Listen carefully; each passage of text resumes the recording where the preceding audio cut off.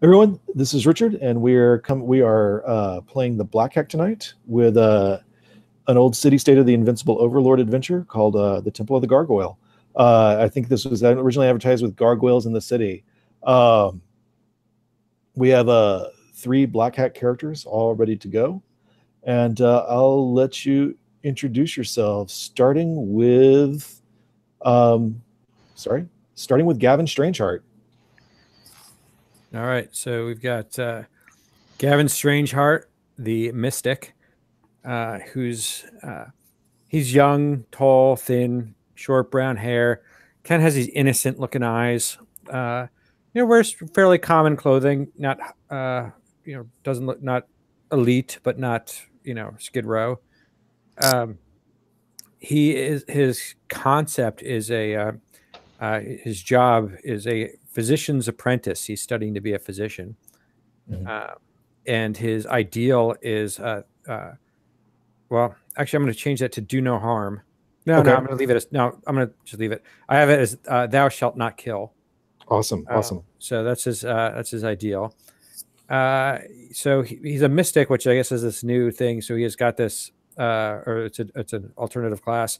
He's got this ancestral communication that he can use to power a couple of other moves, like healing hands and ward and smite, and visions and guidance. And he carries a staff. Awesome. Thanks, Dylan. And Craigist, played by Matt Egger. Yeah, so Craigist is he's in his mid to late 30s, but it's kind of hard to tell. He looks a little bit older. He's got just completely gray hair, shoulder length, it's perpetually greasy. It's kind of too thin and bordering on malnourished, and he's got just patched clothes. Awesome. Yeah, so the concept I just have of him is he's just struggling to live up to his potential. Like in his earlier days, he was kind of maybe a bit of a prodigy, especially when it came to magic, but it hasn't really led to any sort of fame or success or happiness necessarily. And for an ideal, I have magic saves. Nice. Okay. Nice. Yeah, he still believes. Still believes in magic. Dire Skullhand. Tell me about him. So Dire Skullhand, he was a soldier for all his life. Was known as a really good one while he was serving. Had trouble fitting in once he got out of the military, and pretty much just does odd jobs, manual labor, whatever he can just to earn some coin, stay busy. Drinks, quite a bit to forget the horrors of war. Pretty straightforward guy. Stout, it's got a beer gut because he kind of let himself go after, didn't want to train anymore. So yeah, he's just working to forget the past, and he believes respect is earned. All right. The three of you, welcome to the southeast side of the city-state of the Invincible Overlord. The southeast side of the city-state is, of course, the section where the houses the headquarters of the Thieves Guild. It is definitely one of the oldest buildings in the city. It's kind of an amalgamation of buildings that have sort of been kind of grown together and had new buildings attached to them to kind of connect them to each other. And it's pretty much an open secret where it is. Your neighborhood that you live in sort of extends from the dead center of the city, bordering on slightly nicer neighborhoods, out to the Old South Road. And the Old South Road runs parallel to the Great East Wall. The walls are around 40 feet high, so the areas immediately under the walls seem to perpetually be in shadow. one of the scariest buildings immediately under the walls, running along a big U-shaped temple street, is the Temple of the Gargoyle. And we'll talk a little bit about that in a moment. The neighborhood you live in is not necessarily destitute, but it certainly is wealthy. It's certainly had a lot of struggles. People who live there have certainly had a lot of rough times. I'm going to ask you some questions about how those have worked for you and how those have kind of worked out. Let's go to there. So a question for Gavin. The oldest building in the neighborhood, like I said, is definitely the Thieves Guild Hall. But what building is your favorite? You know, it's the building you look up to and sort of say, hey, it's my home. I know I'm in my home neighborhood now.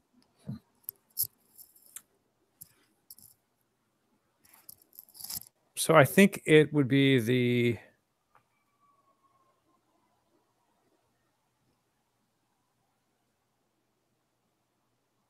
Hall of Healing. All right. Describe that building to me a little bit. How old is it?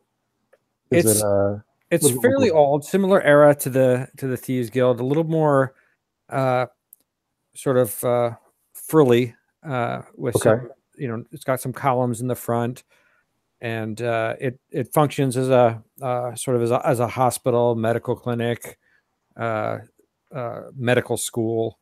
Okay. It's it's a big building. It's white or like an off-white looking color with impressive front doors and a couple of levels.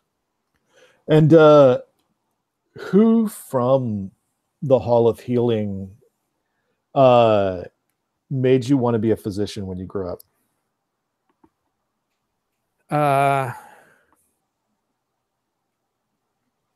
That would be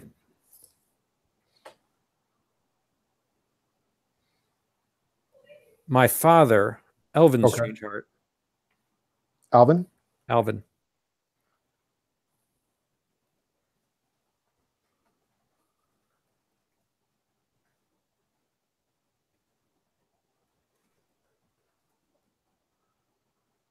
All right. Who in the Hall of Healing did you always find super imposing or super intimidating?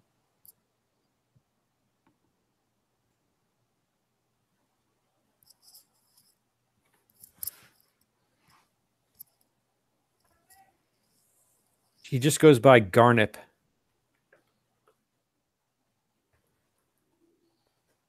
And he's been there, Garnet, and he's been there forever and knows everything about the building and everything about who works in the building.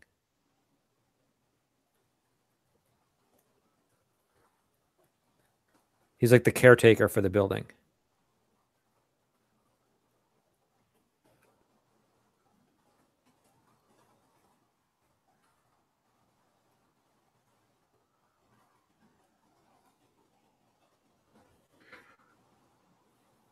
Craigist.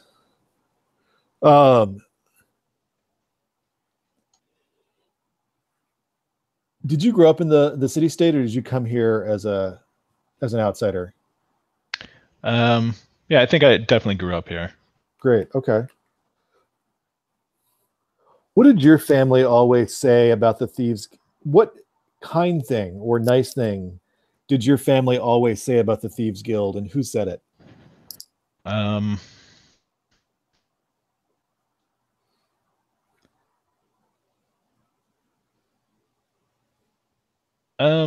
Yeah, I would say it's probably my mother, and she always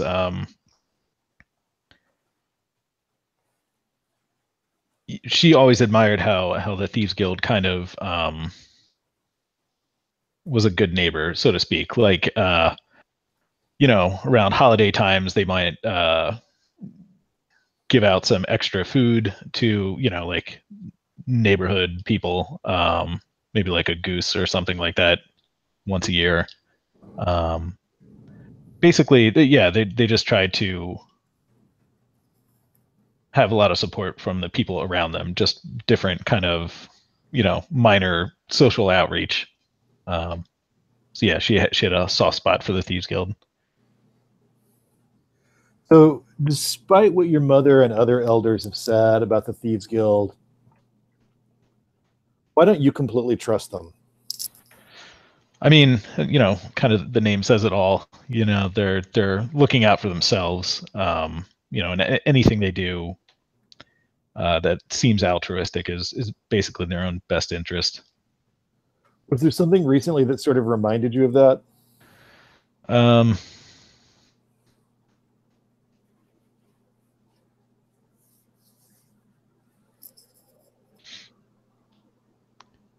Yeah, maybe just like a recent, maybe in just the last couple of years, like a proliferation of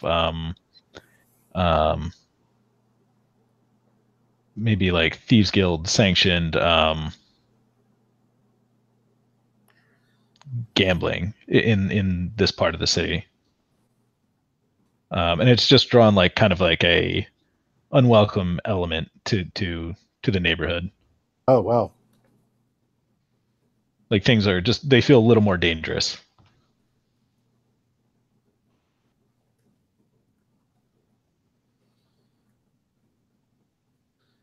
The more late nights, loud nights, and shady characters sort of increased.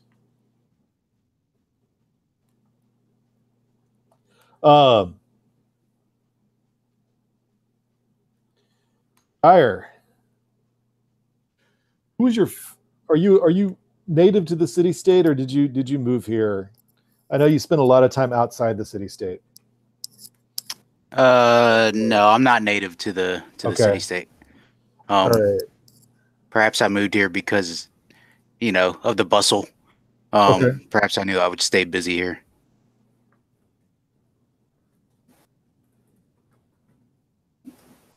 And you kind of earned citizenship or earned a place in the city by fighting for it. Who was the first person you fell in love with in the city? Her name was Abby. And perhaps I think maybe she had hired me for a job doing something, maybe like repairing part of her building or something like that.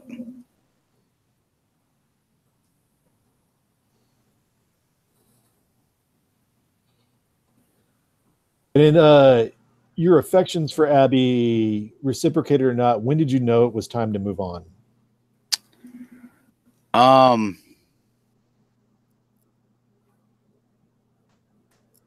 Probably when I found out that her family, like maybe her brothers, were probably mixed up in something I wanted to stay away from. And that's why I kind of separated myself from her. That leads me to another question.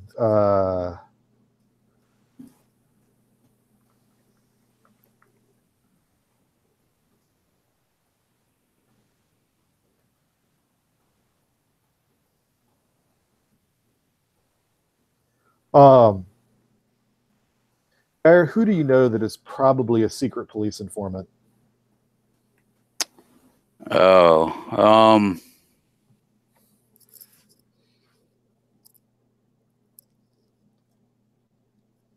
we'll call him Knox. Maybe he was a former colleague of mine in the military. You live on the southeast side? Here, I'm not sure where he lives in this town. Okay. I just know he's here. Lots of reasons to come to the southeast side now that there's gambling.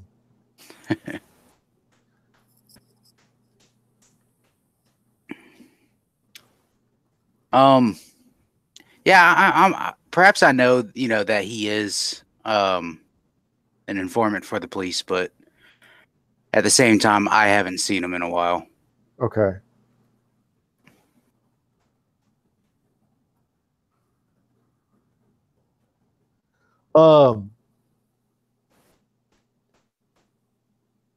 Gavin, which inn gave you your first drink?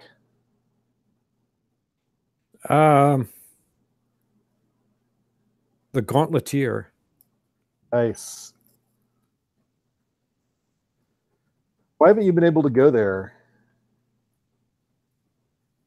Or why have you decided not to go there lately? Well, I don't think I've ever been back because I didn't just have my first drink. I had my second, third, fourth, fifth, sixth, seventh, eighth, and so forth. And apparently I broke something.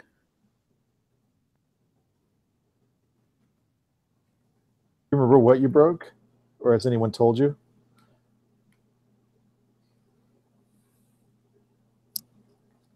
I'm not sure what I broke. Okay. But I'm in trouble for breaking the Gauntleteer. Oh wow, that's big. August, you know at least one person who is definitely not an informant for the secret police. Who is that? Let's see. I want to say he's a kind of just like a local dissident. Yeah, and maybe I don't know how effective he's been over the years, but he's had a long, just like a long history of kind of railing against the state. Let's see, what is this guy's name? I got one for you if you need it, but feel free to. We're gonna call him Bruno. Bruno. Yeah.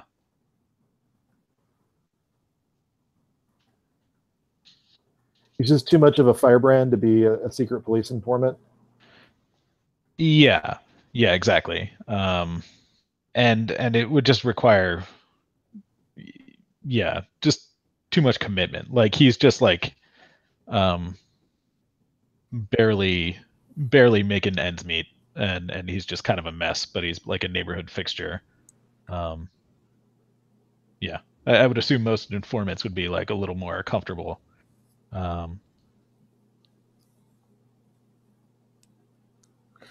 Craigus, you're probably the oldest person who's lived here the longest. I think Dyer is certainly older than you, but you've lived here the longest. And you probably remember the riots. But 2 decades back, your neighborhood finally reached an amnesty agreement with the Overlord's administration, so that the people who participated in the riots would not be continued to be imprisoned, which usually leads to, prisoners are frequently just sold off to temples to use as human sacrifices. But the Overlord would release the people who were arrested during the riots, and you gave the neighborhood as an institution gave the Overlord's administration a gift. It's kind of a physical object that sort of signifies peace in the neighborhood. What was that?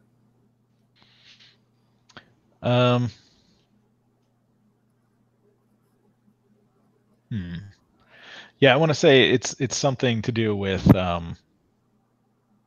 just relinquishing their arms. I'm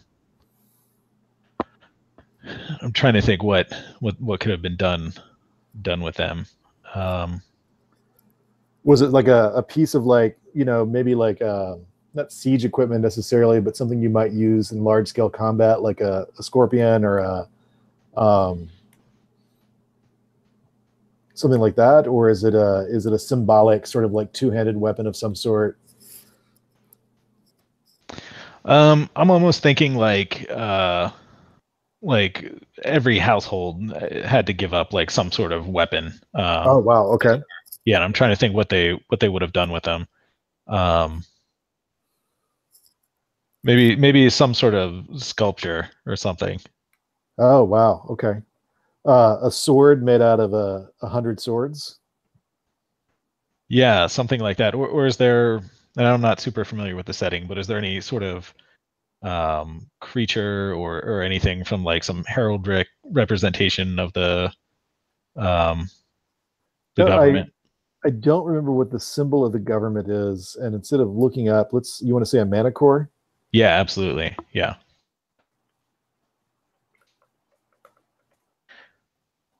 So made of 100 surrendered weapons.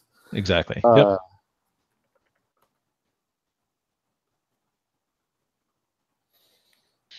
right.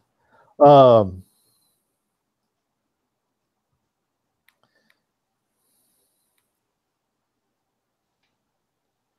Dyer, who in the neighborhood was recently arrested? And what were they doing when they got arrested? And I'll tell you a little bit about the rest once you tell me who they were and what they were up to. I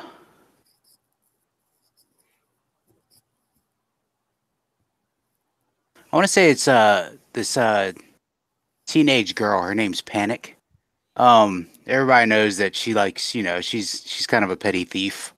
She's around the neighborhood at all time, and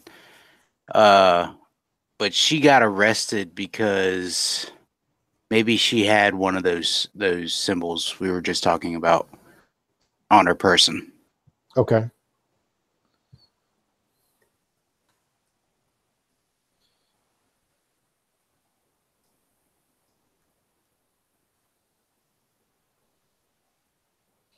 Let's say the symbol of defiance is the rampant manticore.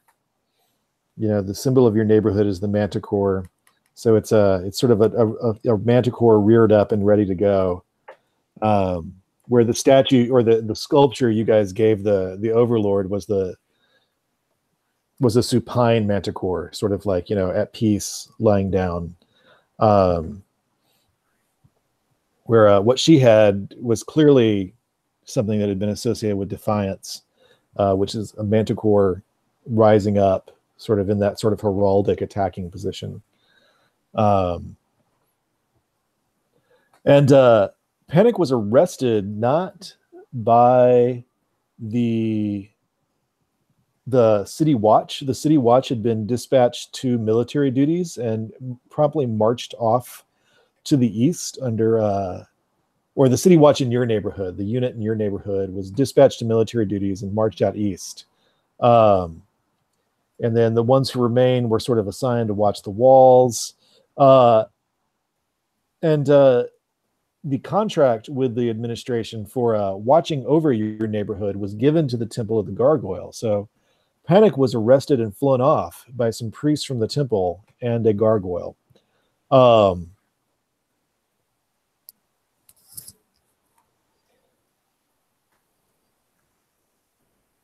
I went over to the gargoyle, and this is the last question I think I have for Gavin. It said when the gargoyle god snores in his sleep, he steals a memory from people in the southeast side.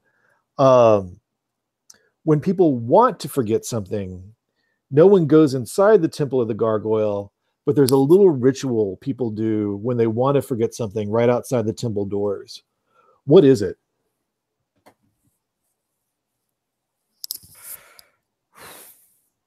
I think they spit on the temple doors.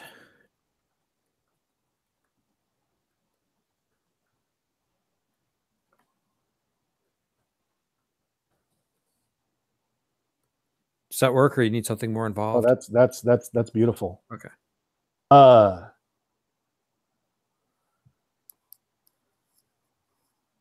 And something I'd like to know as a last question from each of you. What did each of you recently try to forget? Or say you were trying to forget when you spit at the doors of the temple? Most recently.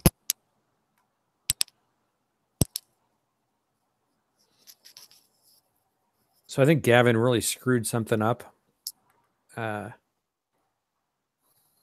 it wasn't it was something he's done it numerous times, so it wasn't really a learning experience for him. He just wasn't paying attention one day and was mixing an ointment, and it ended up causing burns on the patient when the physician actually applied it. Oh, okay. Dyer, what about you?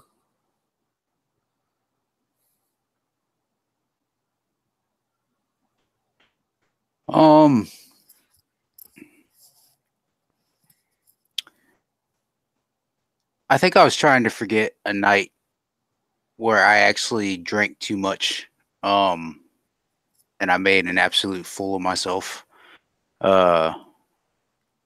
Somewhere where perhaps I was getting aggressive, and they had to toss me out, and they tossed me out in the street, and it was raining, and ended up passing out in some alley, which is not the way that I always wanted to be viewed, as some drunk in an alley. So I was trying to forget that night.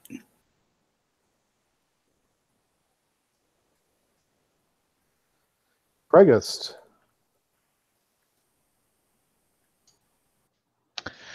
I think Craigist was trying to forget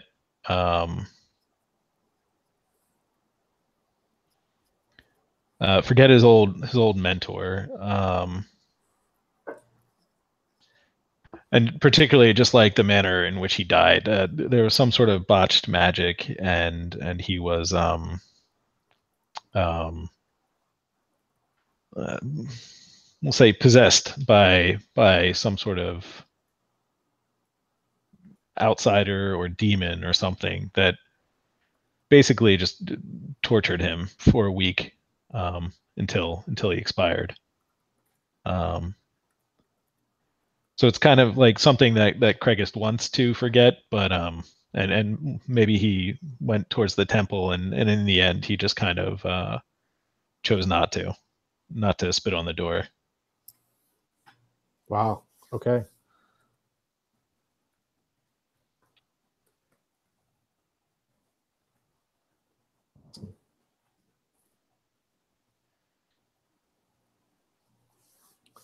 So I want to take about 10 minutes to break. I'm gonna stick here and make a few additional notes. Here's the situation, though. There's really only one reason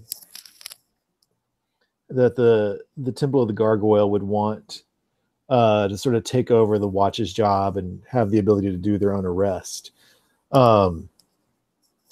And that's because, as any old person in the neighborhood will tell you, once they get somebody arrested, they have the right to pretty much do with them what they will.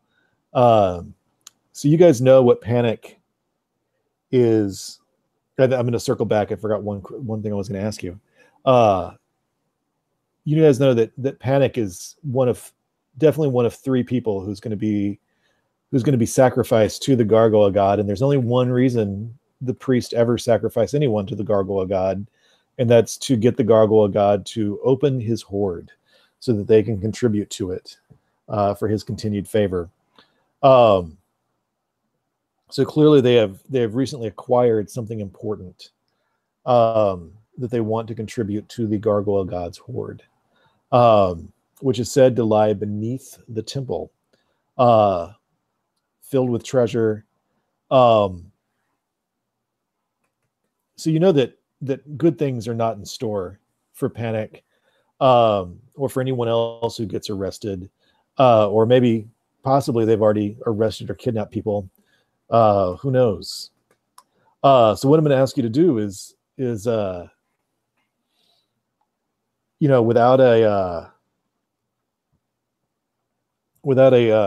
the watch around, and without having, Panic not really having any particular rights in the city as a condemned thief, there's really not much to do except for you to rescue Panic. and anyone else who's in there. So what I'd like to do with those 10 minutes is you guys to equip yourselves and think about how you'd like to approach getting into the temple, whose doors you never see fully open. You see people slipping in and out, and they slam loudly after that. It's said there are some side entrances, but I don't think any of you would have seen them. They would have to be through neighboring buildings or something like that, because things are built up right next to the temple. And how are you going to get Panic out of there?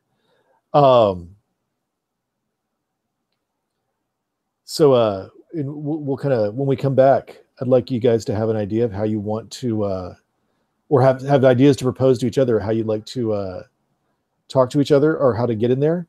The one other question I have for you is, what's your, give me one bond you have with one other member of the party, so that each person has a bond directed toward them.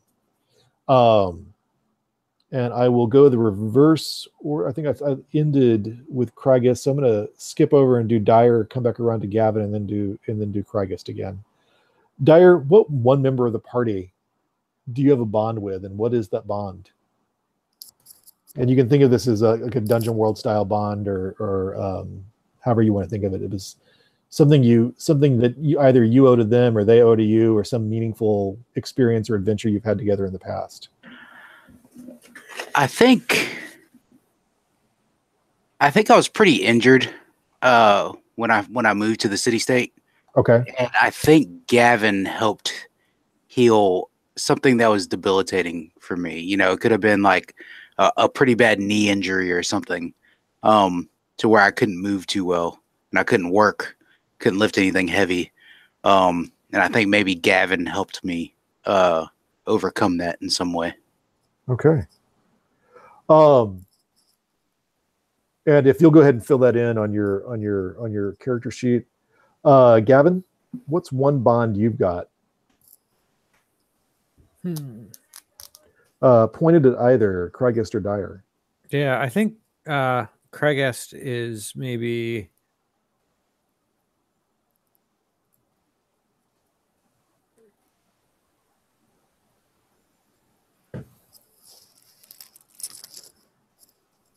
I think Crygist is jealous of Gavin.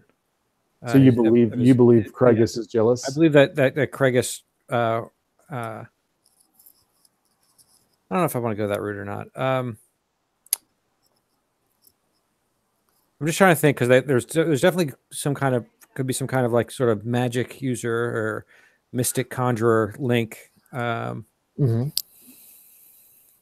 And I'm just trying to think of some of the differences between the classes. So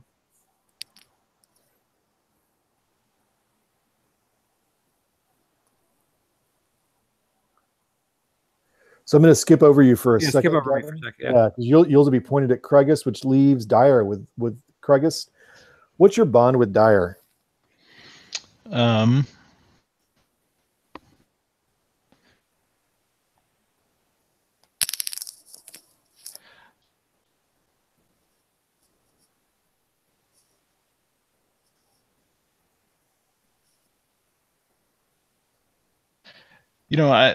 gonna say,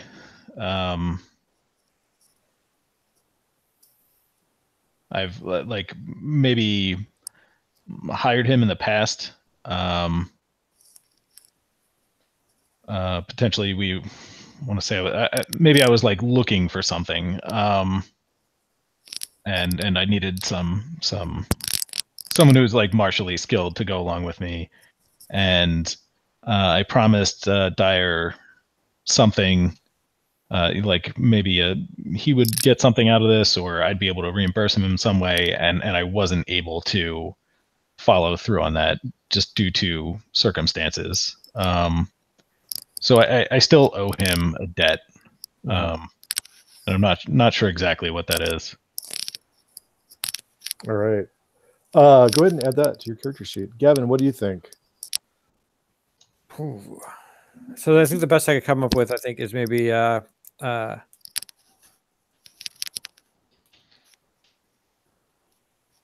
along the lines like Craig asked, man,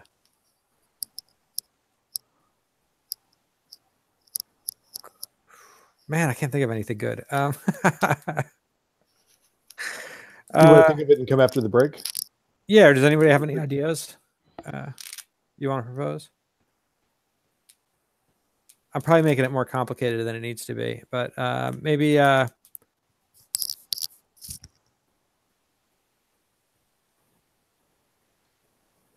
Yeah, I'll come up with an idea during the break.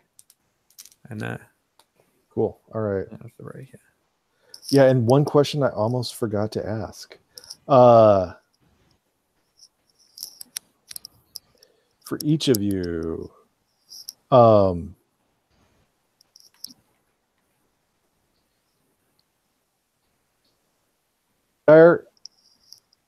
Panic is certainly young, not a member of the Thieves Guild, sort of not protected by the sort of Thieves Guild compact. Why are you fond of this young woman?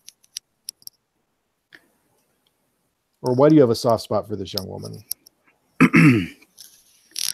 I think because this neighborhood is so like close knit, maybe they're untrusting of outsiders and especially untrusting of former soldiers. Knowing the heavy hand of the Overlord. So I think Panic just when I moved there, she just helped me fit in, showed me the area, and introduced me to people. Okay. She was just real nice to me when I moved into the city state.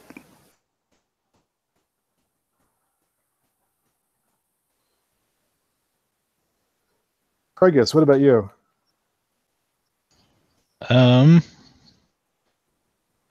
Yeah, I just want to. I think it's more of a community kind of loyalty for Craigus more than anything. He doesn't have a, they know each other by sight, but they don't have a deep connection. But he knows her by reputation, and no one deserves what she's facing.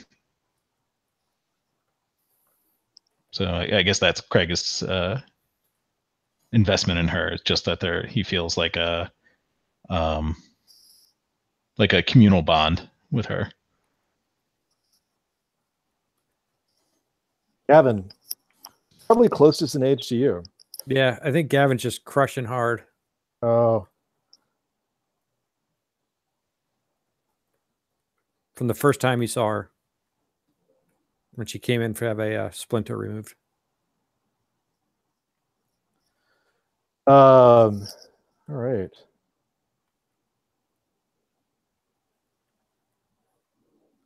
All right, let's just come back around 8:30 and we'll finish up that last bond and get started. Cool.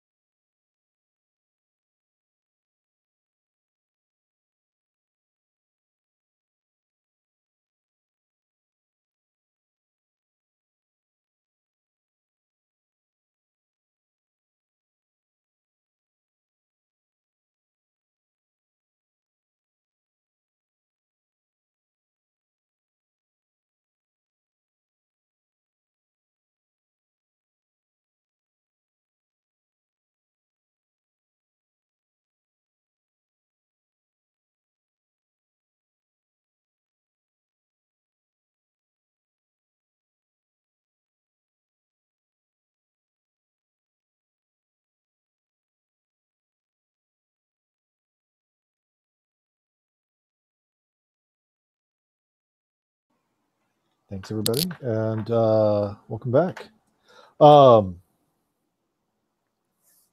as you know, the young thief Panic was kidnapped by the was arrested on shaky ground by minions of the Invincible Overlord, who were actually priests of the Temple of the Gargoyle, kind of arresting her on as forming almost a citizen's arrest on her, clearly so they could use her to sacrifice some ritual of their own.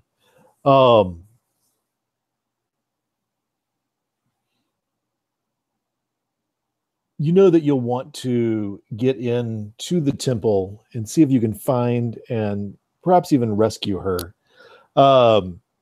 However, getting into the temple can be tricky. I'm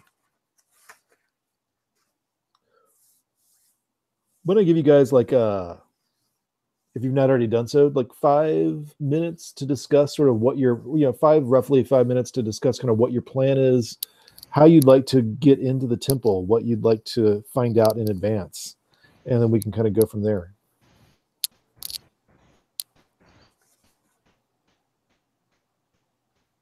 So my first, yeah, go ahead. My first thought was maybe like kind of like either like some kind of stealthy, like sneak in kind of thing. Maybe not through the front door, but finding another entrance or something like that. But that was just my first thought.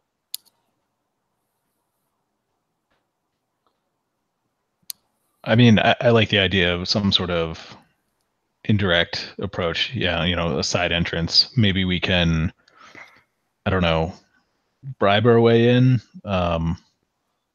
or cause some sort of distraction to leave that entrance unobserved.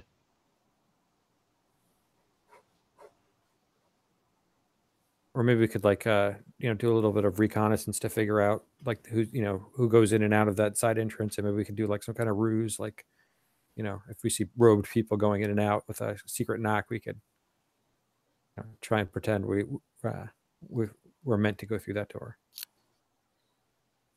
Nice.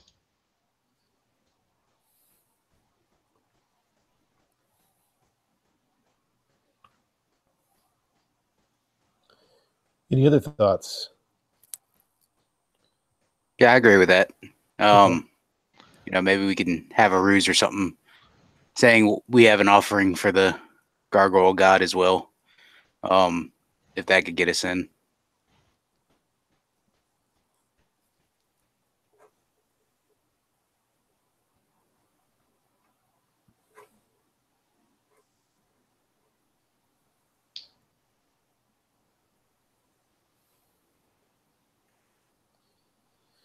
So you talked about doing some reconnaissance, and there are, there's a few inns on Temple Street, a few businesses. How would you guys go approach sort of doing reconnaissance? What would each of you try to do to try to learn a little bit about what's going on Gargoyles or on Temple Street?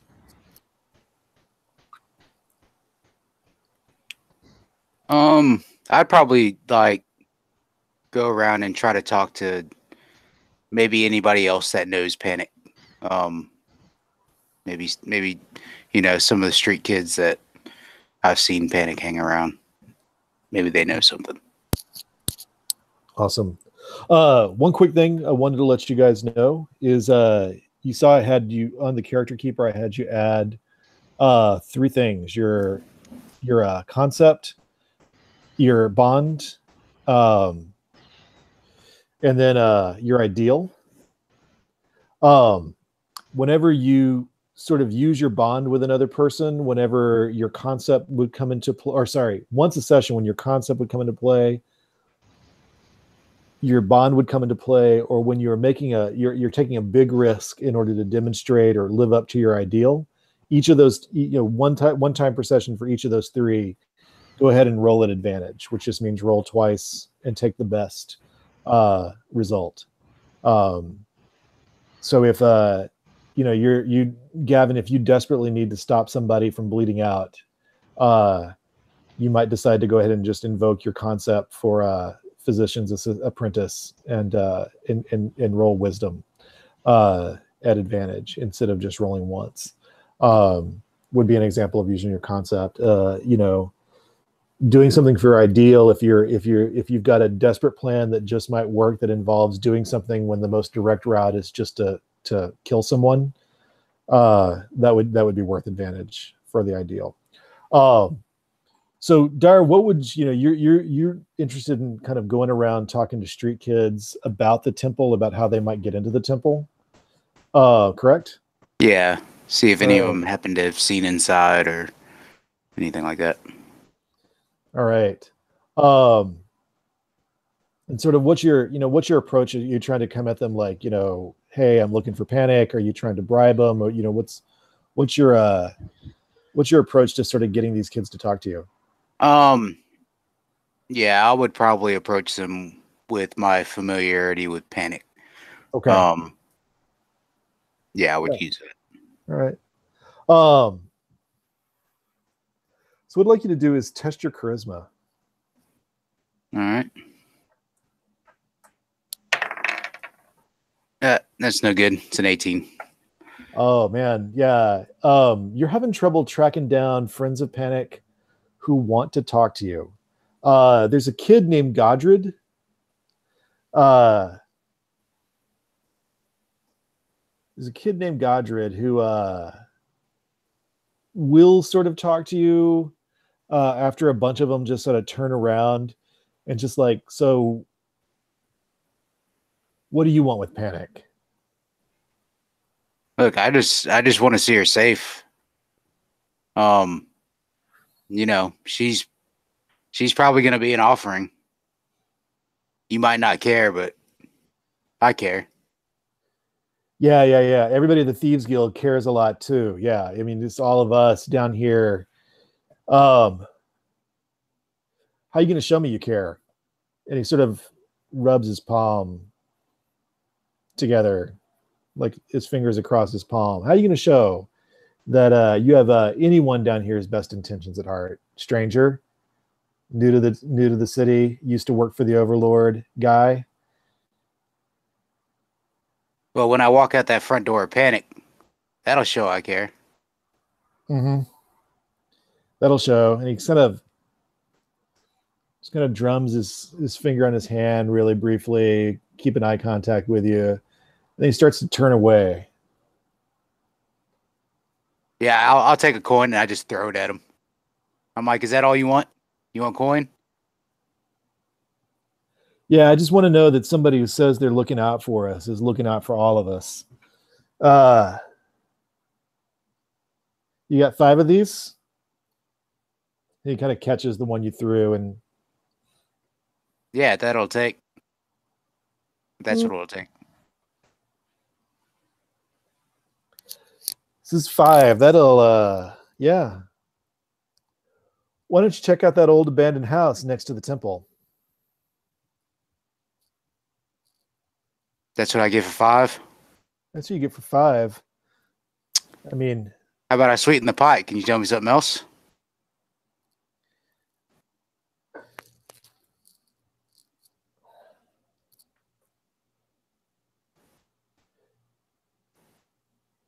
Do you remember a kid called Banshee?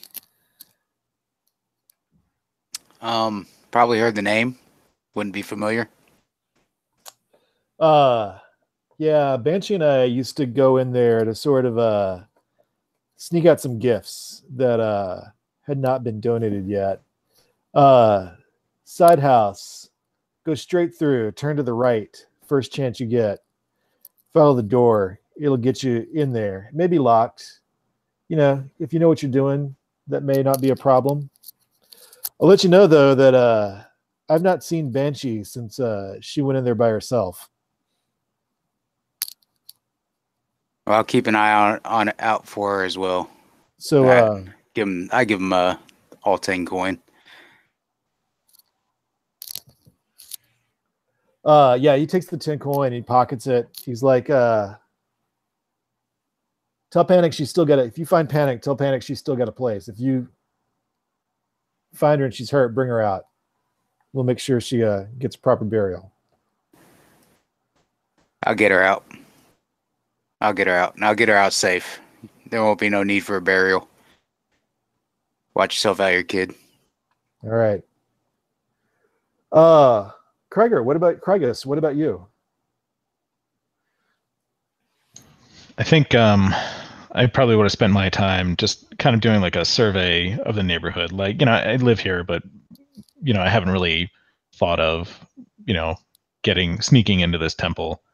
Yeah. So with an eye towards that, I'm going to spend some time, just like an afternoon walking the area around the temple, and just kind of surveying the area to see if I can figure out any of the like adjoining businesses or any property that might offer some sort of entrance. Great. So make a wisdom check. All right. Oh boy. Yeah, that's a fail. Oh wow. Yeah. You're sort of like trying to slide by, notice something. You notice the houses on either side, one of which seems to definitely be abandoned. The other one belongs to a guy named Lagar, who you suspect is involved with the temple. So on the right side, that's abandoned. On the left side, that's Lagar's house. But as you sort of pass the house associated with Lagar, and you can eavesdrop and you can sort of pick up this information, watching people come and go. One of the guards outside of Lagar's house, they're not real armed and they don't have any livery on, but they're clearly standing guard. You see people at the Thieves Guild, safe houses or Thieves Guild houses doing the same thing. They're trying to look like they're just sitting on the stoop. Mm-hmm. They're clearly there to guard it. They've made you. Yeah. You're trying to look innocuous and trying to not look like you're staring. But they clearly made you. So that house on the left side definitely knows you were checking them out. They don't. You may not know that's important, but you've definitely been seen. Right. What about you, Gavin? So I think I'm going to maybe invoke the spirits here and see if I can't get some information from them on kind of what do we need to what's the bet like kind of like what's the best way in and what do we need to be prepared for. Right. I had forgotten to send you guys this link, so I'm going to put the roll for your party room in there. If you guys want it, you can roll dice however you prefer. And so you're invoking the spirits for guidance. So go ahead and just roll your ancestral communion die. Okay, so that's the usage die, the D6. Yeah. Mm-hmm. Okay. Oops.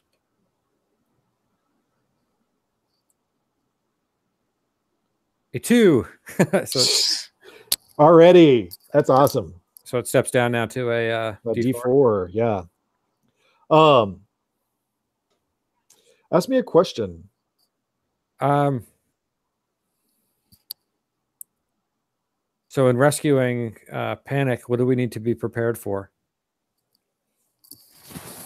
You have a strong sense that the later in the night it gets, the more well guarded the temple will be. But whatever is going down is going down at midnight tonight. You have a vision of a giant gargoyle, and there's decorative gargoyles all over that shrine, all over that temple. So you know what a gargoyle looks like, and you've seen them flying around the city. but you see a giant gargoyle kind of standing between four columns, surrounded by smaller things that look like statues of gargoyles. And you get a sense of blood. You're not really seeing things. You're getting a sense of a giant gargoyle. And you hear the bells inside the temple start to toll the midnight hour, and then you see the gargoyle statue move. So if you wait until midnight, things may go really, really problematic, or you're going to have a plan for dealing with whatever is represented by that giant gargoyle statue. All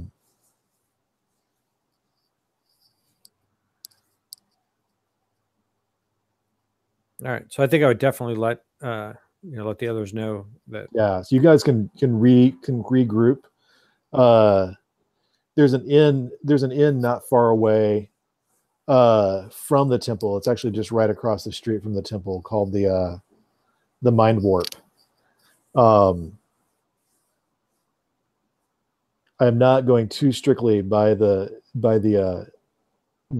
guide, but the Mind Warp is actually on the map of the city-state of the Invincible Overlord, right across the street from the Temple of the Gargoyle.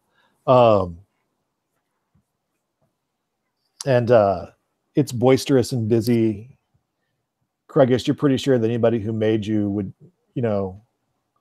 they might see you go in, but they probably wouldn't be able to see you coming out as the Mind Warp gets busier throughout the night. It doesn't have a great reputation, but it doesn't have one so bad that you'd fear much besides your purse when you were in here. And it's crowded enough now that people are getting off work and coming in for dinner and drinks that you're not so worried about people spotting you in here. So that if that's where you guys want to go, you can go there. If you guys want to go somewhere else, I can pinpoint somewhere else you're going to kind of regroup. But that's a good choice, a good spot for you to regroup. And you could have picked up any additional equipment you think you'll be able to use. But you do know there's at least one side door on the house to the right of the temple. You do know that you of course try to get through the front door, and you know that there are windows on the upper level of the temple. You don't know if that's just sort of like an upper gallery, by which I mean like an upper, like the temple is 2 stories tall because it has a great vaunted ceiling that goes from the top floor to the upper level, or if there's actually an upper level actually up there. So what are you guys planning? What do you want to what approach would you like to take? And I know that Matt, you need to split around 10:30. So let's I'll let you guys kind of tell me what you'd like to do to get in. The idea I had was we'd meet up at the inn. Okay. Debrief on everything we found out. Right. And then leave the inn one by one. Maybe one person would leave and then wait a while, then the next person, and then wait a while, the next person. That way we're not all seen heading towards an abandoned house next to the temple at the same time. Right. Yeah. I mean, I like it. I might need to come up with some sort of makeshift disguise. I attracted some unwanted attention earlier. Yeah. But I also didn't come up with anything better.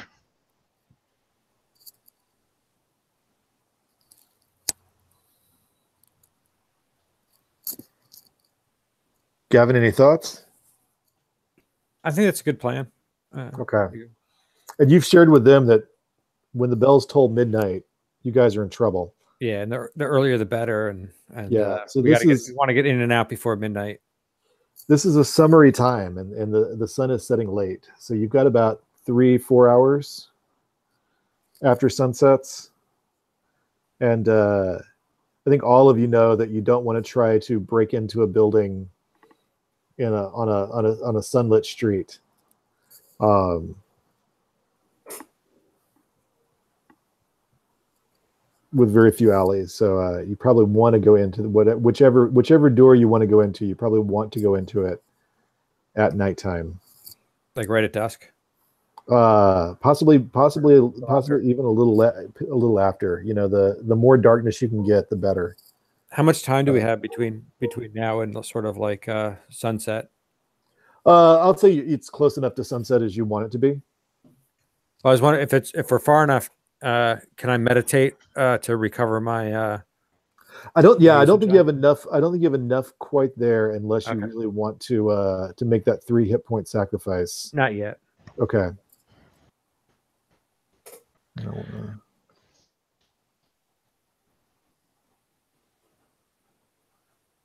Well, actually, if you want to make that 3 hit point sacrifice and then roll your recovery die, you could do that. Okay, I'll do that then. I think you have enough time to do that. Okay, so so I'll sacrifice. So where are you going to make this? I mean, it's a little weird looking. And it's getting on dusk. So I think I do it. I think I just use one of the like the outhouse buildings. Okay. Go to an outhouse and yeah, and I just do my meditation, or so do my little ritual. Yeah. Do you slice your hand with a dagger or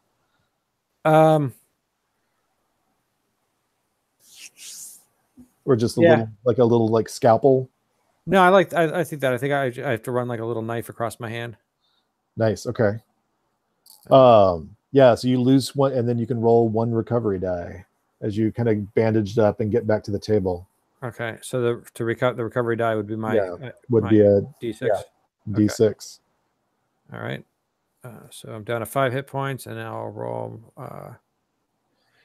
my 6.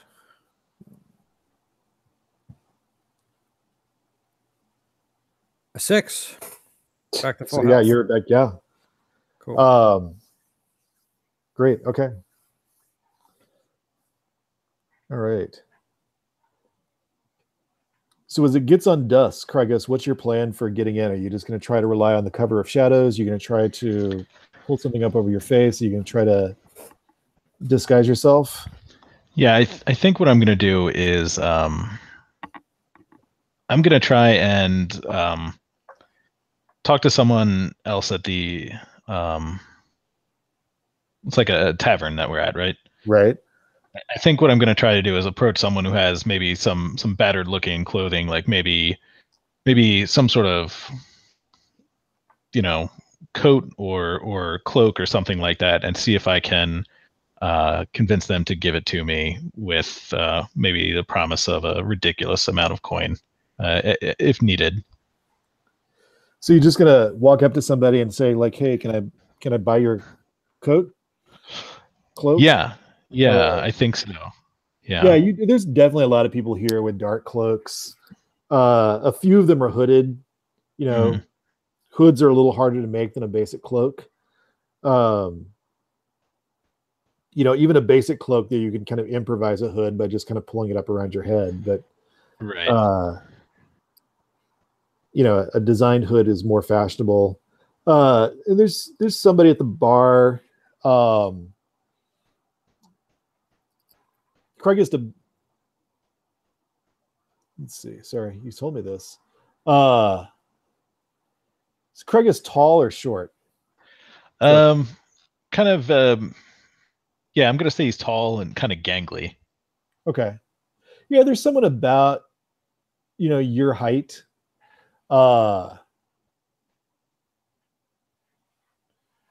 And standing at the bar with their back to you. Do you want to? So you're just kind of walking up and saying, "Hey, you interested in selling that cloak?" Or yeah, I think I'm gonna approach with. This person is clearly busily involved in arguing with the bartender about something. But they have exactly the right cloak for you. Okay.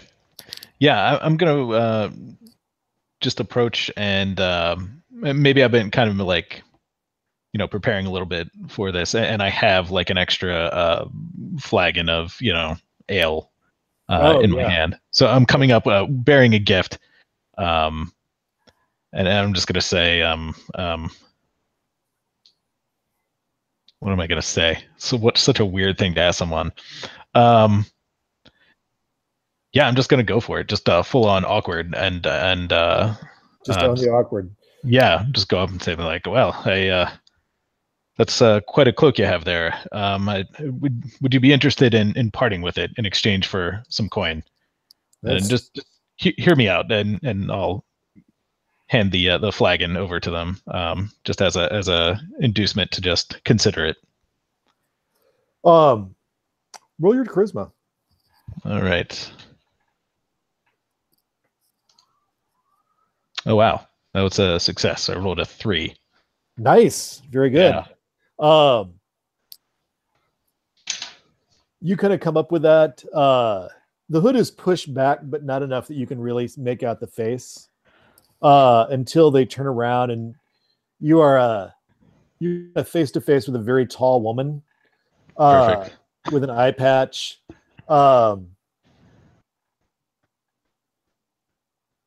She looks at you, and do you hand her the flagon of ale?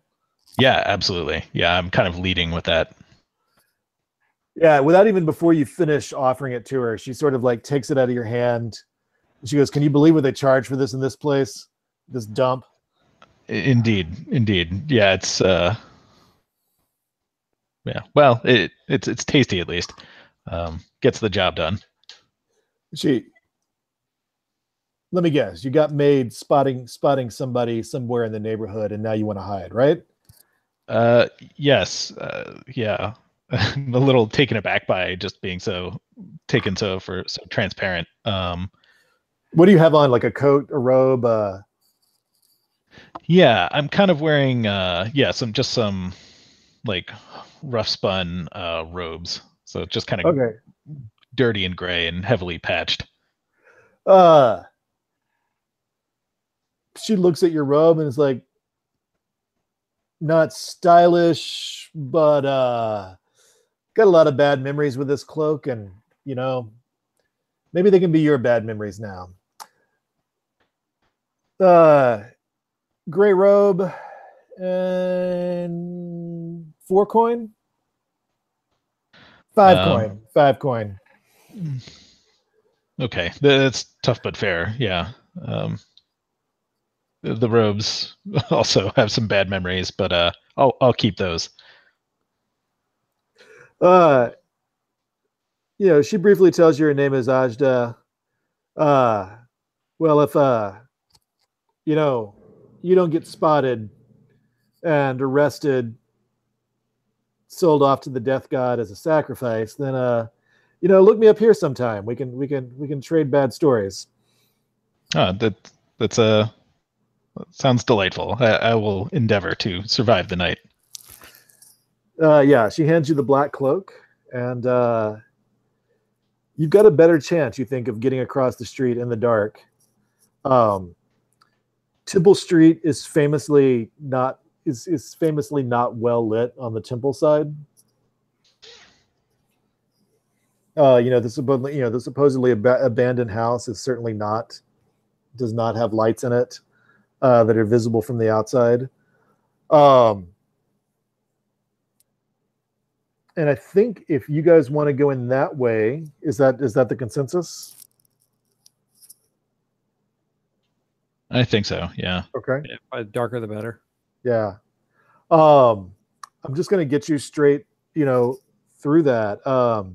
That kid Godred shot straight with you, Dyer.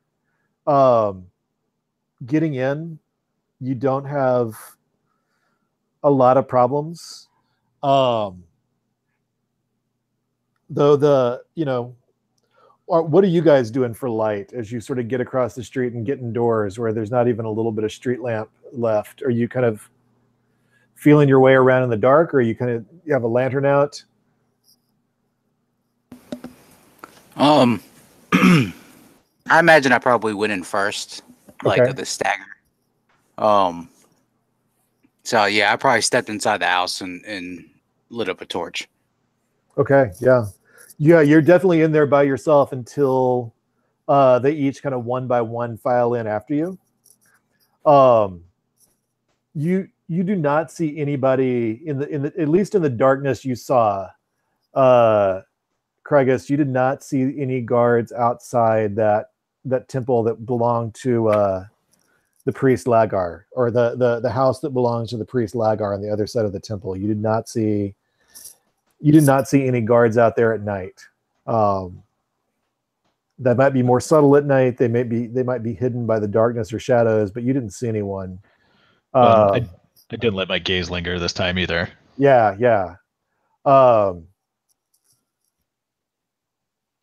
And all three of you get into that house. You find the door that Godred was talking about pretty quickly. And sort of what's your approach as you kind of get that door? The door does not seem to be locked.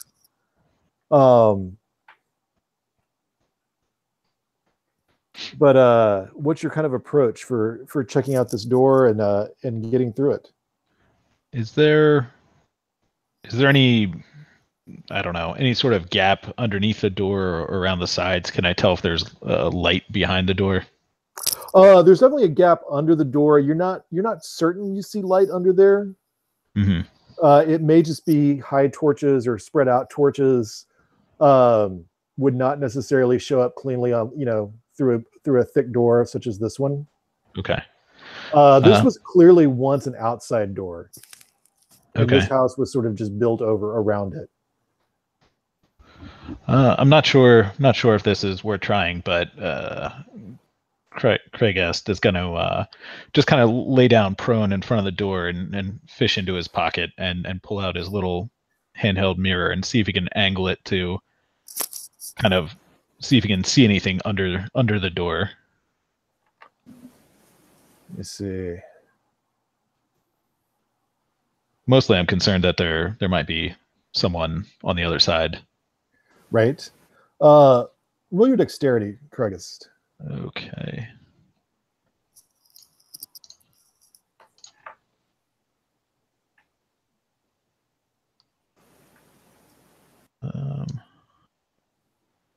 Last roll. Okay, yeah. So I rolled an 8, so that's a success. Great. Okay. In the edge of the mirror, you can see definitely there's a little bit of light coming from something. You suspect there's some sconces in whatever this other room is that have torches in them. And there's some people moving through the room, but not a lot of people lingering. You count what you think 5 people moving, and you'd swear you heard doors close. But you think you saw at least 5 sets of feet moving around. But it may be duplicates. It's kind of hard to tell in a flat, mirror. Right. Low light. It may be one person. It may be, at least one of those people was, a couple of those people were actually the same person. You're guessing at least 5 people have moved around that room though. Okay. In a couple of minutes, but you're not hearing anything. It seems more of a hallway-ish type thing. You see the edge of a door sort of opposite this one. Okay. Well, yeah, I'm gonna get up and dust myself off, and I'm gonna wait until it's quiet for a little bit, and get up, dust myself off, and say, I think now's our chance. But be careful. There are people on the other side. Any other precautions moving forward once you give it a minute? I think we just want to take a look at, are there any either traps or alarms connected to the door or around the door? How are you looking at that? So I'm just kind of looking around the edges of the door to see if anything is either connected to the door or if the door might trigger anything. Perhaps to whatever extent I can see through any of this seams to see if there might be something on the other side that might be a lever or trigger. So make a wisdom check, Gavin. Okay.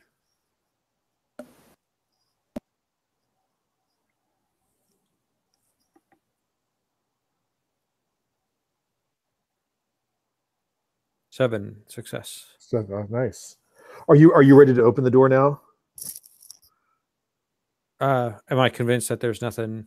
Yeah, you're not seeing much in it. The old keyhole that was in it when this was clearly an outside door has been filled in with some sort of like a rock or concrete of some sort. So that it's really just a quick twist handle. There's no more like key latch that you need to do. You're not seeing anything that you would feel the need to avoid. Okay. So what are you going first as the opener? I don't know. Or Youngster? do we want to send the warrior in first? I say we send the guy in the robe. Maybe we can lure a couple in here and take their robes. Yeah, I mean, I'll open the door and try to just slide in. Oh, awesome! You know. Yeah. You start to like twist the handle, and as you do, as Craigus twists the handle, Gavin, you catch the sound of something that will probably make a good bit of noise when it's released, like Stop. some sort of like So you're able to like sort of keep it from when it snaps back into place. It's going to make some sort of like ding, or hit a bell or something. So Gavin is able to has been looking at this for a while. So as soon as it's depressed, you're aware that Gavin, you need to keep it depressed for a moment. But otherwise, Craigus, you're able to open it pretty smoothly. And right there in the torchlight, right, a little past the door, standing so you can't quite see him, and looking at a set of papers in his hand, is a black-robed guy who was guarding Lagar's house earlier today. You recognize him from the side. He is not at all aware of you, because the little bell inside the door handle is not rung. And he's sort of closely talking to someone else who's right there, a little beyond but clearly wherever people were going, most of them have cleared out. And these two have not seen you yet, as long as you react pretty quickly. What are you doing? And I think you and Gavin can definitely both see this. Okay. I'm going to hold up 2 fingers and make eye contact with Dyer. Mm-hmm. Then I think it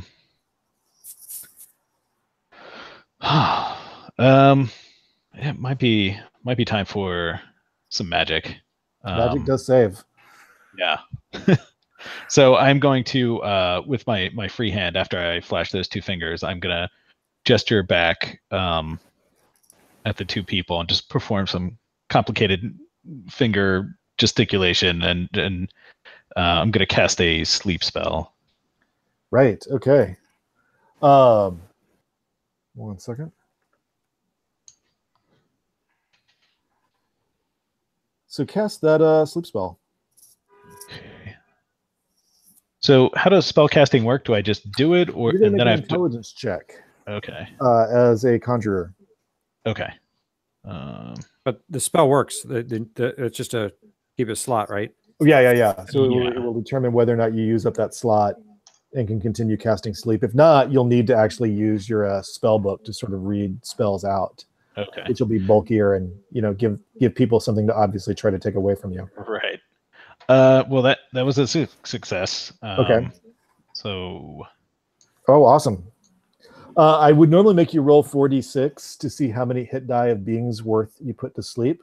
Yes. But that minimum would be a 4, which would more than cover the 2 people who are standing there, and just completely collapse in a heap on top of each other, and then sort of loll into a sleeping position. Mm-hmm. I'm just gonna kind of sigh with relief and say, I think we're we're quiet, we should be fine. I don't think they'll stir for quite some time. Yeah, as long as nothing really sort of wakes them up, they should sleep like they've just gone to sleep for the night. You guys are in sort of a hallway, kind of a wide hallway of a room. As I said before, there's a door sort of right across from you. A little further down to your right, along that same wall, there's another door. And at the two ends of the hallway, about 20 feet from where you are, there is a door back towards the front and a door towards the inner portion of the temple. Where are you going? What you doing?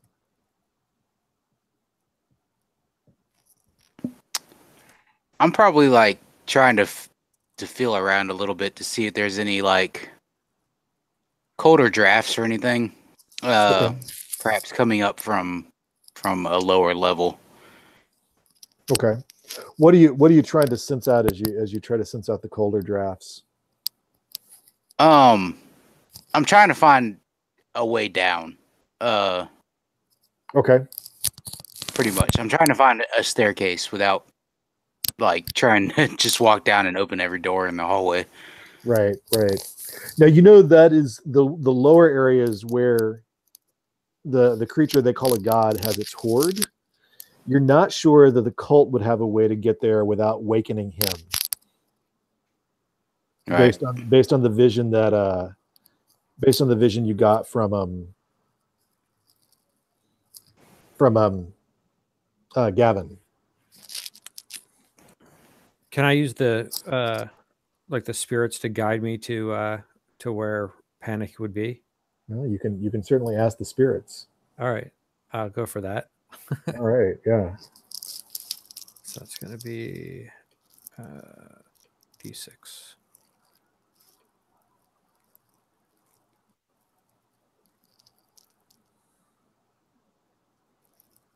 A 1. I figure I got back down to a D4. All right.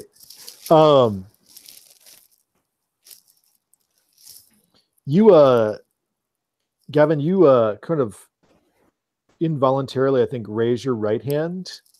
And how do you invoke the spirits? What's your little ritual or thing look like? I think it's like a very, very soft chant. Like I kind of hold my staff and kind of dip my head down, and it acts like an antenna towards the spirit world. Yeah. And it's like I'm whispering to the staff, the chant to communicate to the spirits. What do you, because this is the second time today that invoking the spirits has taken a lot out of you.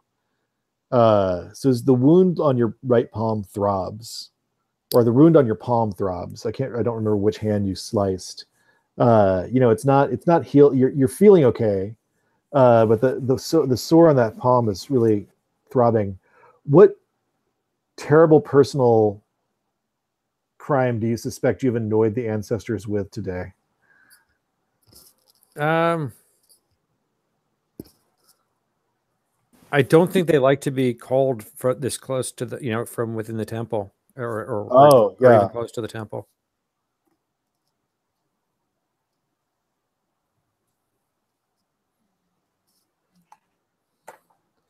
So you hear sort of an exasperated, in your head, you hear what you almost think of as like an exasperated sigh.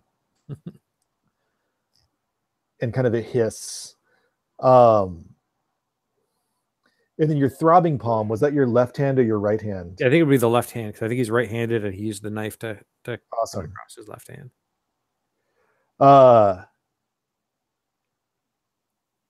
Your left hand sort of involuntarily sort of goes up. And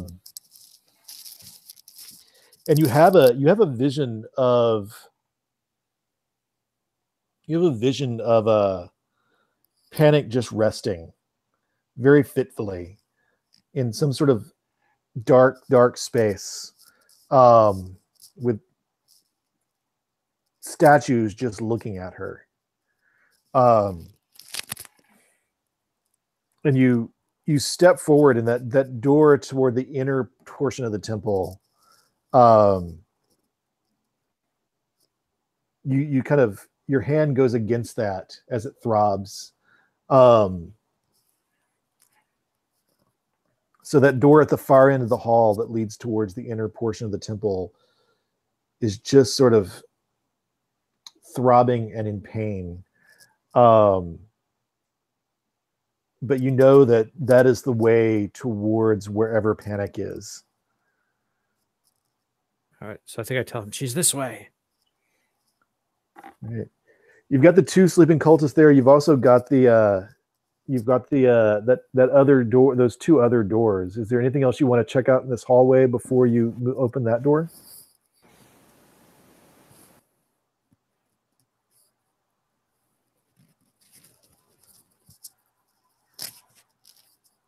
I think again we want to check that door for like any kind of traps. So you're sort of like, what do you describe to me kind of what you're doing again? What are you using to sort of like check it out? Thing. I'm just like looking around the perimeters of the door, the latch mechanism, under the door, any of the creases of the door, the floor right in front of the door. Are you just eyeballing it, or do you have something else you're doing to sort of check it? I think I might be eyeballing, or maybe occasionally like maybe gently with my little knife that I used to slice my hand. I'm kind of just feeling around into cracks and crevices very gently, and maybe blowing into stuff to see if air moves through and into cracks. Nice. The door does not really have a handle. It sort of just kind of turns on the pivots. It's a mixture of like it looks like it's almost like a stone door with kind of wood sort of inlaid or some sort of like decorative wood sort of inlaid over it. You'll need to open it pretty slowly to get it to open quietly. Just because it's stone scraping against kind of those inset stone pivots. Does anyone have lamp oil? Yes, absolutely. We could oil the floor. Nice. Yeah, I'll just hand you over. I have 2 flasks. I'll hand one of them right over to you. Nice. And who has the torch up? I believe I do. Dyer, roll a d6 for that torch. And tell me what you get. I got a 1. All right. The torch is starting to sputter and get a little low. You've got some other torches, so you can relight one now. There's definitely some torches and sconces on the wall if you want to just steal one of their torches. That might look a little suspicious. Or you can just kind of keep going with this one. I think I'm gonna keep going with this one. I mean, if we're taking this sneaky route through the temple, I'm not opposed to a little less light. Okay. That makes perfect sense. The next time I ask you to check that torch, you'll roll a d4 for that particular torch. Gotcha.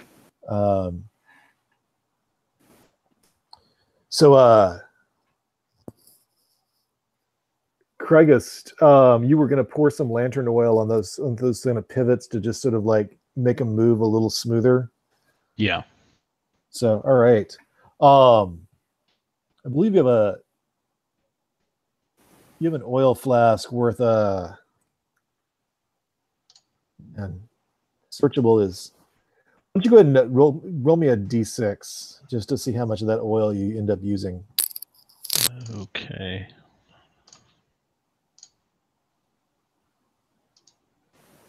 I got a 1. You got a 1. Yeah. Yeah. You have a d4 of oil right now. Yeah. Yeah, you're spilling a little bit kind of into that pivot point. And then you're kind of awkwardly, I think, trying to like get it up into the upper pivot. Oil is slippery. So yeah, oil is slippery, and like those pivots are not like they're not like hinges that are just like you just sort of run oil down them. They're like set into the floor and set into the ceiling to cause the door to turn. And especially the ceiling one, it's hard to get it in there, but you think you've got some in there. And which of you has the sort of the smoothest hand that you want to use to check to see how well you open this door? So is this going to be is the It'll be a dex. solely a dex check? Yeah. Yeah, that would be Craigist. All right. Yeah. So I rolled a 2. Nice. Oh, nice. Brilliant. It's a good thing I lubed my hands for this as I just ease the door.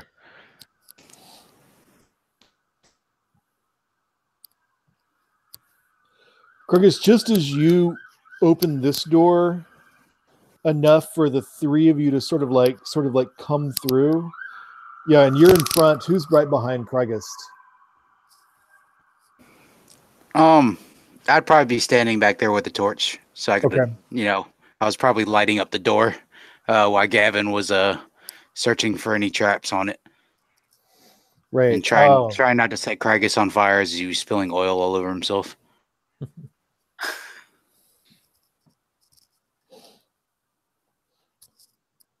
Crygist, you make a little bit of noise opening this door, but you're able to slow yourself down.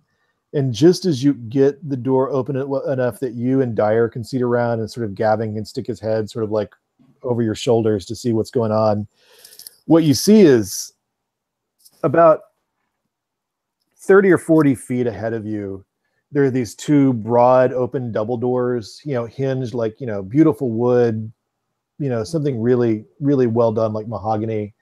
And you see people move through those double doors, and they're along the wall to your right, about 30 or 40 feet ahead of you. You see people move through those double doors by their own sort of like small lantern light, and they look like really ornate ritual lanterns. You see the lanterns more than you see the people. And you just swing them shut. They just swing them shut behind you. They don't even seem to notice you really. And over to your left, you hear other people moving around. But they're clearly either behind closed doors. There's walls on your left, so they're either around the edge of a wall or they're behind a door that you don't see along the edge of the wall. There's some sort of corridor that's open opposite those double doors. But if you guys are nice and sneaky, you could probably get up to those double doors and listen in on what's going on without being noticed or caught. What are you going to try to do?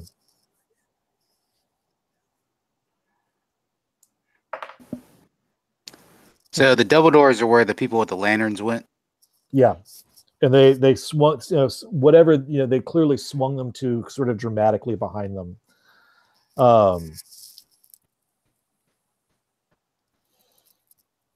It definitely seems the most interesting, and I look over at Gavin, unless your hand is telling you something. Is my hand still acting like a beacon? Yeah, it's definitely pointing towards at least that portion where that double doors in that corridor were. She's this way. Oh. Yeah, I think if we sneak up, try kind of take, quietly sneak up and listen at the door, is probably a pretty good idea. That's going to require moving pretty slowly, and probably not all. I should say, do you guys want to try to move all together, or do you want to try to go slowly one at a time? I'm just picturing this. Or do you want to send somebody ahead? And you definitely hear other people around, though they don't seem to be coming towards you or doing much. You hear the sound of like writing. You see a little bit of lantern light coming around the edge of the wall near you. But that seems to be accompanied by sound of like a quill and parchment. Occasionally a moving box or something like that.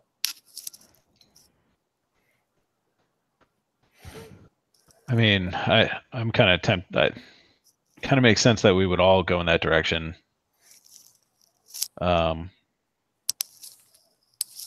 Unless you guys are thinking more strategically. No, I think we could all move, we could all go together. Well, I guess what I'm asking is, do you guys want to send somebody out ahead just to check out those doors, or do you want to, or that corridor, or do you want to all three go up there all at once? I will tell you Gosh.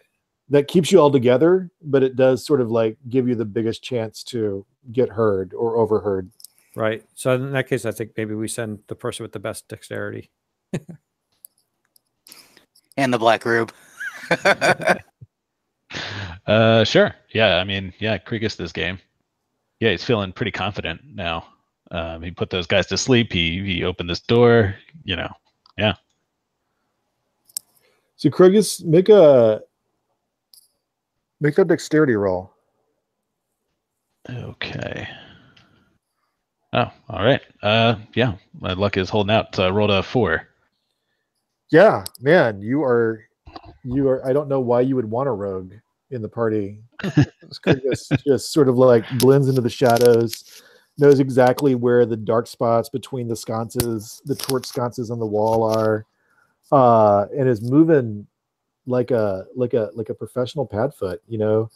I don't know where you got the notion that you weren't living up to your best self, Krugis, because this wasn't exactly my ambition. Yeah. Oh yeah, well, but clearly you have a talent for it. Right. Right. Yeah, I look over at Gavin. I give him one of those looks like, like this guy's got it.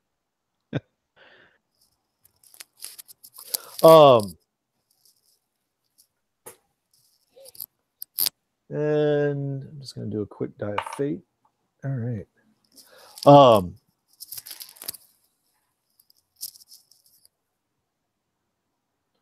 And Kriegist, as you get closer, you get down to into that corridor, and you're in front of those doors. Do you want to ask me a question about what you hear on the other side of those doors, or what you see about the doors, one or the other? Yeah, I think I'm probably. Yeah.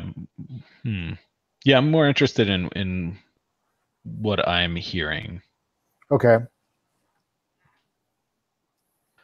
Are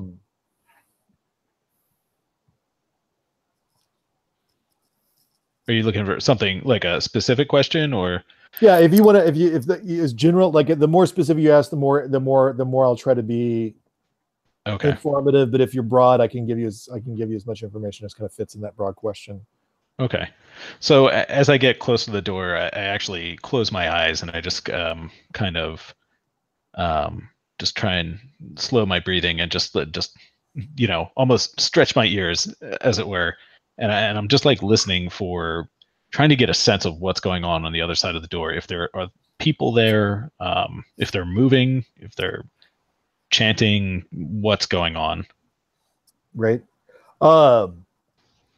You're not hearing much movement, but that may just be because they're wearing, people are wearing slippers on a stone floor or something like that. Whatever cultist in black robes would wear. Leather shoes on a stone floor will not make a lot of sound. Right. But you are hearing chanting,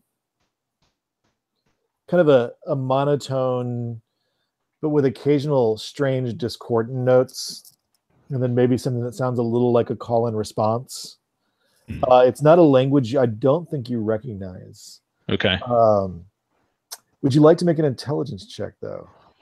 Yeah, I mean, I might not recognize the language, but maybe the cadence or you at least might know what language it sounds like. Yeah. Let's see. I rolled an 8, so that is also an success. Yeah. You're pretty sure this sounds infernalish. This is something that this is a language you think, you've always suspected is just sort of a code for a demonic cultist. Mm-hmm. But that it certainly fits, the profile that this temple is sort of solicited under Lagar's high priesthood. Lagar certainly goes for the darker, more demonic aspect of the gargoyle god. Yeah, I start to sweat involuntarily. This is not a good sign. And then from behind you, you start to hear the sound of a door opening and somebody talking. How do you want to deal with that? It's like somebody's coming into that little corridor behind you, from somewhere nearby. You can dive for cover. You can turn to try to cast a spell. The position you're in, though, it would be hard to keep your eyes on them. If you dive for cover, which would also make it hard to target them with a spell. Yeah. Well.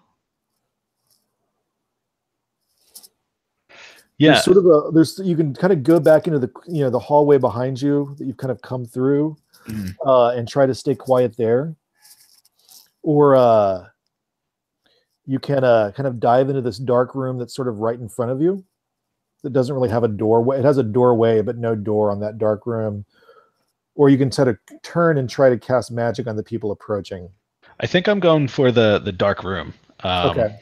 Yeah. Make a dex check. I'm going to give you advantage because you're going into a very dark area. Okay. Wow. That's good. Yeah, I got a 7. Okay. Nice. Dyer and Gavin, you see Crygist stop and sort of look over his shoulder, I guess, a little bit, and then sort of dive into the darkness just beyond that doorway. What are you guys doing? There's a small doorway, no door on it, to your left, and there's a doorway a little bit up and on your right where you heard the sort of writing, like it sounded like writing parchment, and looked like a small lamp was coming through. And that's a little bit ahead of you on your right, where the doorway on your left, again to a dark room, is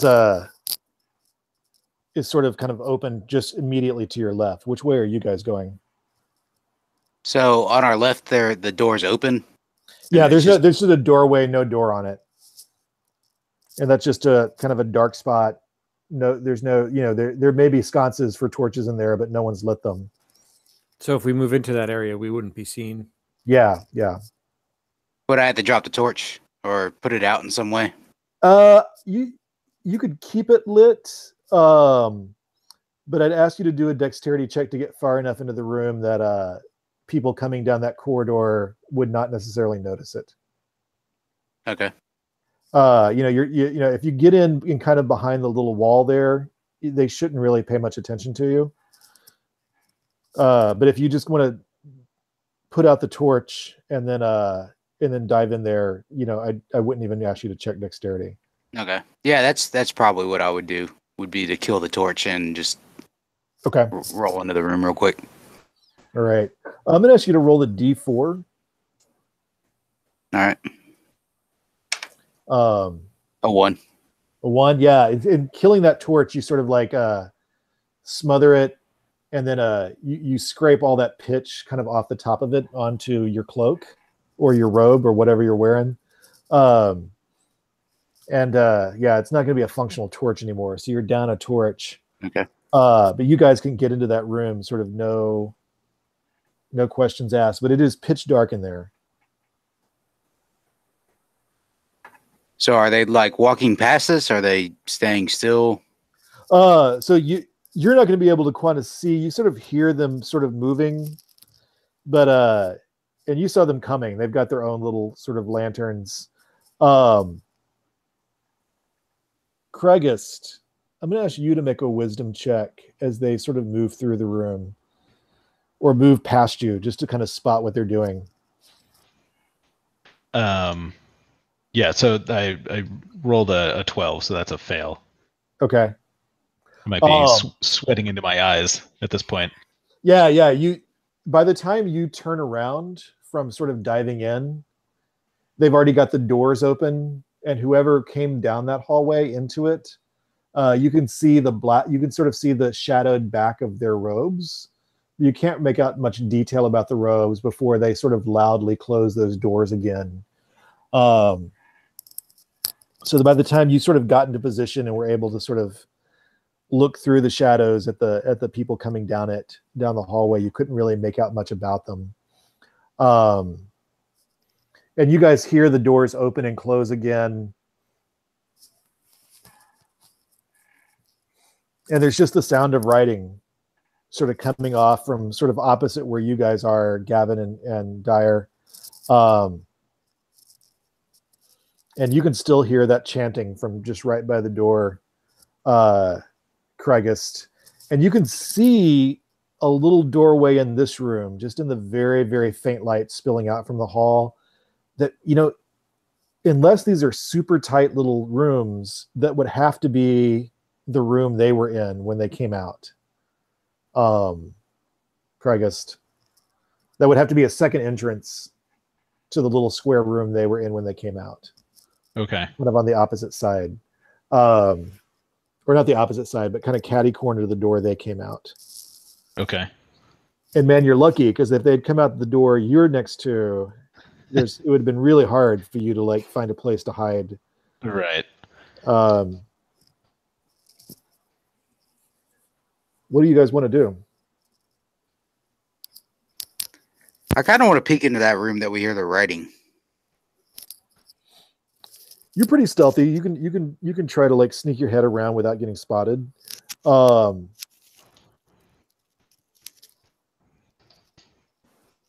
roll a dex check or?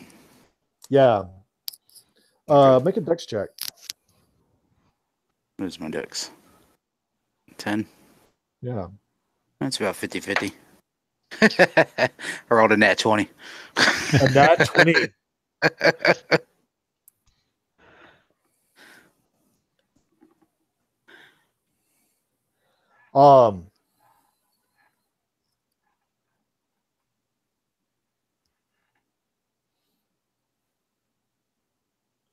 You stick your head around the door.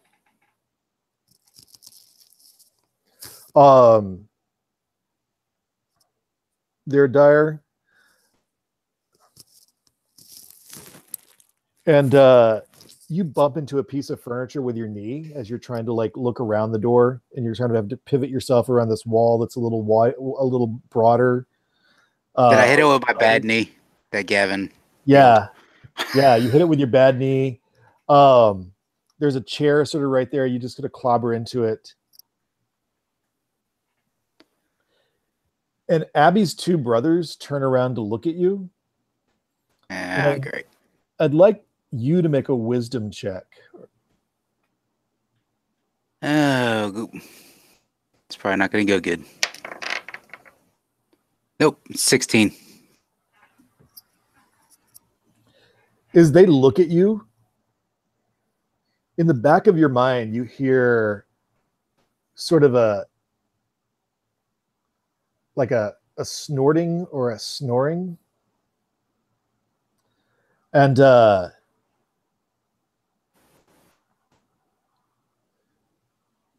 you're not really sure who that creepy looking tall skinny kid is behind you. But Abby's brothers are looking at you, and that skinny kid's behind you. You remember him from somewhere, but you're not really sure why he's here or what he's up to. And you're not really sure what Abby's brothers are here or what they're up to. And their turn to look at you and look like they're about to call out. Gavin, you hear Dyer clobber into that piece of furniture and stub his knee. And then you see his eyes sort of go wide, and you see him look back at you in confusion. What do you do?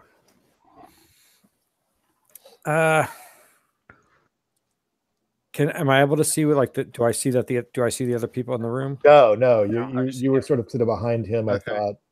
I thought. So I think I'm probably at first like, what do you see? It's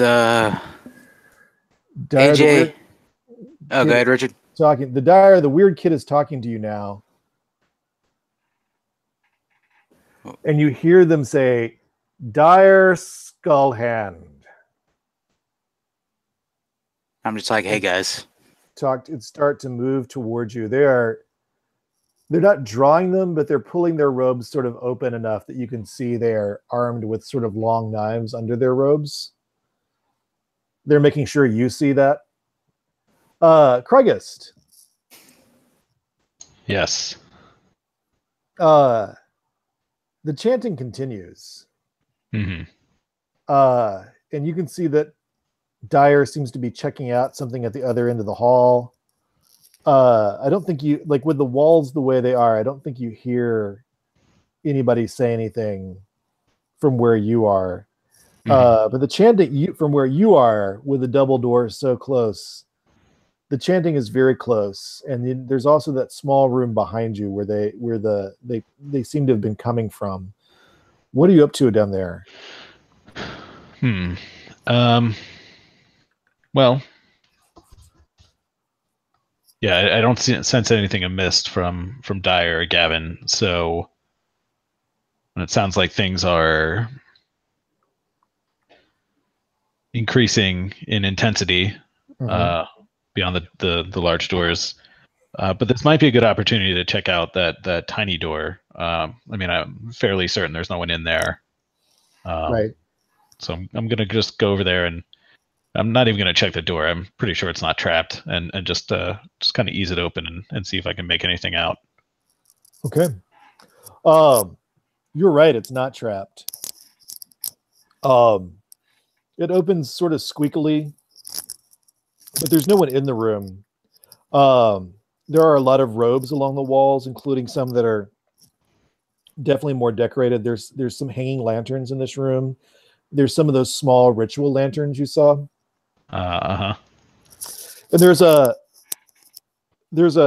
scroll in a strange script sort of open on a table kind of against the wall, and around the scroll are like various unburning incenses, like jars of dried incense, some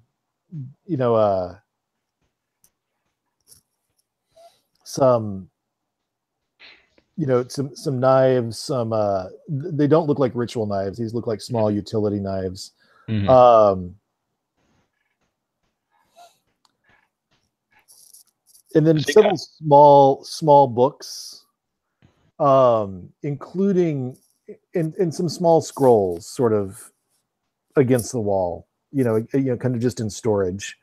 What are you trying to look for?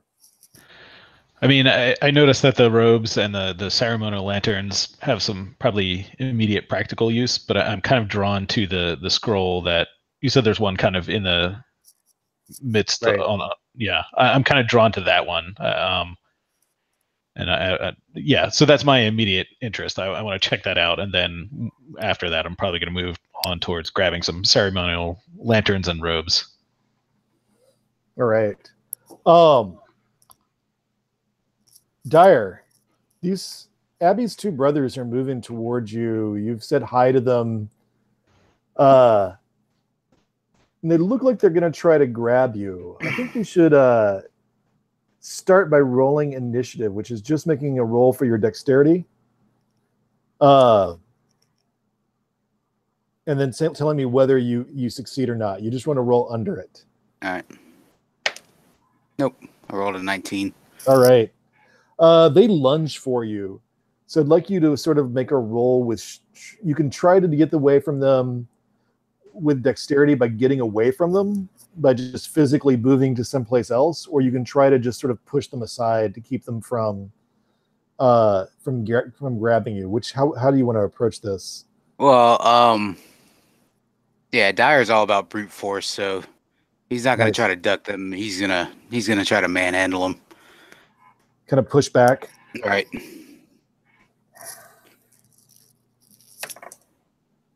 Okay, that's a 9, so that's a success. Yeah. They try to come in and lunge for you. And actually, you know what? would normally add to your roll, but even with adding their hit die to the roll, you still got well under your strength. So, Gavin, they're getting really close. Two people are getting really close to Dyer and trying to grab him, and he's already looked back at you in a very confused way. He said, "Hi, guys," to people in the room. And you see people come towards him and grab him. If they get much closer, they have a good chance of seeing you in that dark room. You can either kind of move behind the wall so you can't see what's going on, which is just a freebie, or you can try to like crouch low to stay in shadow so you can keep an eye on things, or you can try to spring out and surprise them. What do you want to do? Yeah, I think I want to swing out and surprise him and knock him unconscious with my staff. Cool. Why don't you roll your dexterity for initiative? See if you can get the jump on them. Okay.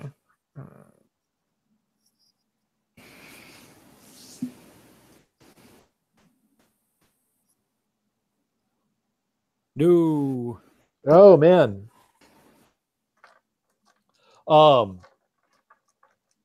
So yeah, they've already gone. So I'm gonna go ahead, but I was normally, if with that dexterity check, I was going to give you advantage to strike at them with your staff, and you're trying to cold clock at least one of them, right? Yep.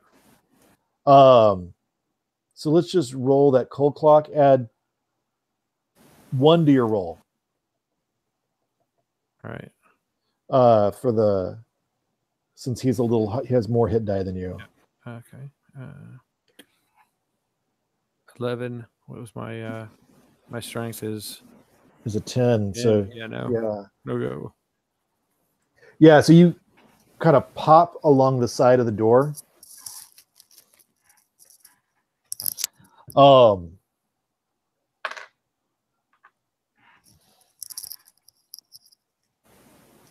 And what's Abby's oldest brother's name? They're a Dyer? They all have names that start with A. So A? her brothers are like AJ and like AP. That's what everybody calls them. I don't even know their first names. It's just everybody calls one of them AJ and the other one's AP. I think they're twins. Okay. Yeah. I think AJ looks at the two of you and just like, how dare you invade our space? And he's clearly muttering lowly as AP is like, you are ruining everything. It's your turn to go now. Dyer, what are you gonna do? I mean, are they still like grabbing on me? Like they're trying to, but you've kind of brushed them away. Yeah, they both reached out to try to tackle you, and you just kind of pushed them aside. Okay. So I'm like, I throw my hands up, and I'm like, look, guys, I respect Abby enough that I do not want you two to get hurt. All right, you don't know what you're getting into grabbing on me. Look, we're looking for panic. That's all we want. I don't want to ruin anything. Because I really do not want to hurt you two. So you're just trying to like stand down and see if they move in on you again? Yeah, I'm like, throw my hands up, and then I kind of rest one down on my hand axe that's in my belt. Like I don't want to hurt you guys. Yeah, AP is more concerned with the guy who tried to cold clock him. But AJ is still kind of coming at you. In fact, he's actually aiming for your mouth to sort of like cover your mouth as well as try to grapple you. Yeah, I'm gonna like I got a small buckler. Nice. Like a small shield. So I'm gonna like bash him in the head with that. Nice. Roll your strength. Roll your strength, add 1 to that, and then try to get under 16. Okay. It's right on 16 with the 1. Yeah. He sort of steps around your buckler. And I'm gonna have them go. He's gonna try to grab you. You can try to like duck away, which would be rolling your dex, or trying to push him aside, rolling your strength. What do you want to try? Are ties successes in this game or No, they're not. Okay, interesting. Yeah, I would just try to push him off me. Okay. Yeah, roll your strength again and add 1. Okay. That's 11. That'd be a success. Nice. Yeah, you push him back. He can't quite get a hold of you. He's like, I would call for extra support, but we do not want to interrupt anything.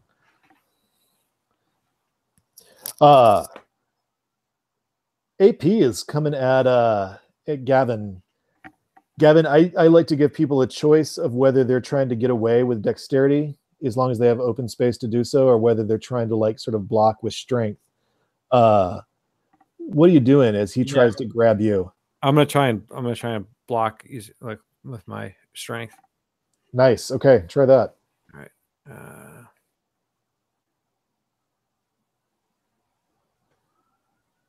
Add 1 to your roll and try to get under 10. 19 plus 1 is a 20, so no. Oh wow. Yeah, Gavin, he's got you where you cannot move, and his hand over your mouth, so you can't really cry out or communicate.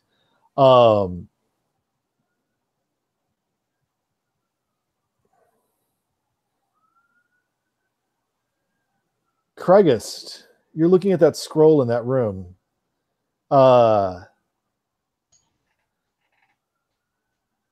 It's definitely diabolical of some sort,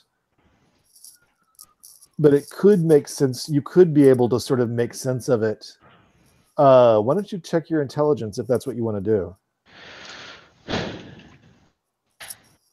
Yeah, I'm very, very tempted. Yeah, rolled a 7. So my friends are metagaming here. They're fighting for their lives, and I'm just like, well, I think I can figure this out. Let's spend some time here. Yeah. So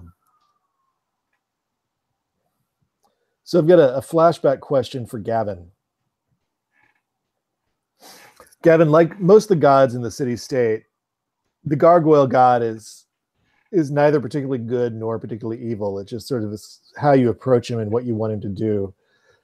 For the last several decades, the Gargoyle god is pretty much a god of fear and taking things and stealing memories.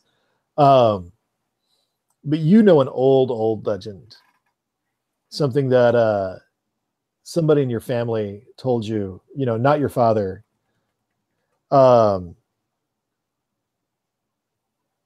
From long ago, what is something the Gargoyle god did to help the people of the city? Not the Overlord, the people.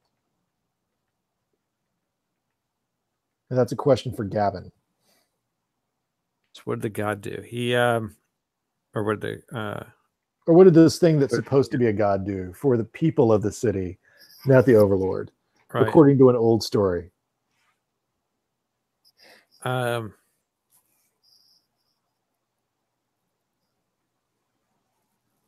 So I think he gave them the will to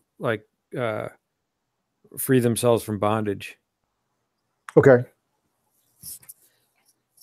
So is this something like a servant's revolt or a slave's revolt that went well, and then the Overlord of old had to decree certain people to be free who had not previously been free? Yeah.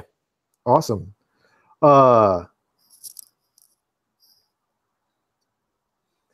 And what did they have to give the god in order to get that?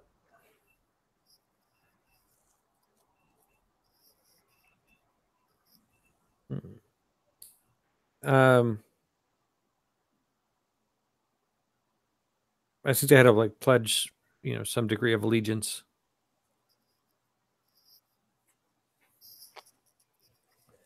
Nice. Okay. So Crygist, what you've got here is essentially the allegiance pledge that by which you make a sacrifice to and commit yourself to honoring the god and to never waking the god without proper homage. But if you give proper homage to the god will do you a favor in return.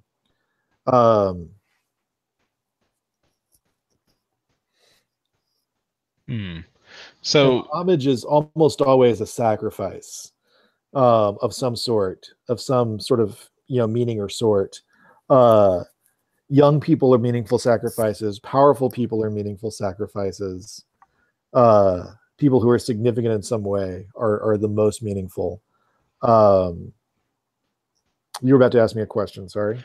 Well, so this scroll is it just a record of the agreement, or is it like it is a process for making the agreement? Oh, okay. All right. Well, I'll gingerly roll that up and put it in my backpack. Yeah, you're pretty sure you could pull this off given the time and the proper opportunity. Mm-hmm. Dyer, Gavin's just been jumped by AP, and AJ is not able to get a grip on you, but he's still sort of standing up. What are you doing? Yeah, I think I'm gonna point my attention towards AP, try to get Gavin loose. Perhaps I'll swat at his hand with my hand axe. Just kind of with the blunt, kind of the blunt side of it. Yeah. All right, make a strength check. You're gonna add 1 to it. You just want to get under 15. You want to get 15 or under. Gotcha. Under 16. All right, that's 18. Oh man, so that's not good. Actually, could I roll with advantage of that since I'm trying to save Gavin? Oh yeah, that'll be you can. Okay, I'll roll another one. Yeah, that'd be 6 plus 1 is 7. Yeah, you he lets out a muffled scream. You've clearly almost broken his arm, or at least badly wounded it. But you heard a loud pop right there. He takes out kind of a sobbing cry and then sort of chokes it off, sort of biting down hard in his own tongue. And Gavin, he lets go of you. What are you doing?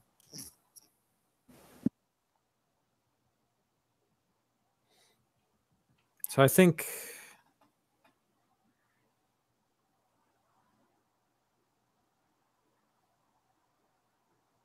I want to try and neutralize him somehow. Yeah, I think I try again and knock him out. I will tell you, if it doesn't succeed, you can use your or you can use your ideal. Yeah, since the easy thing would just be to kill him. Yeah. Okay. So make that roll. Okay. You're gonna add 1 to it, but if it doesn't work, you can add 1. You can do it at advantage. All right.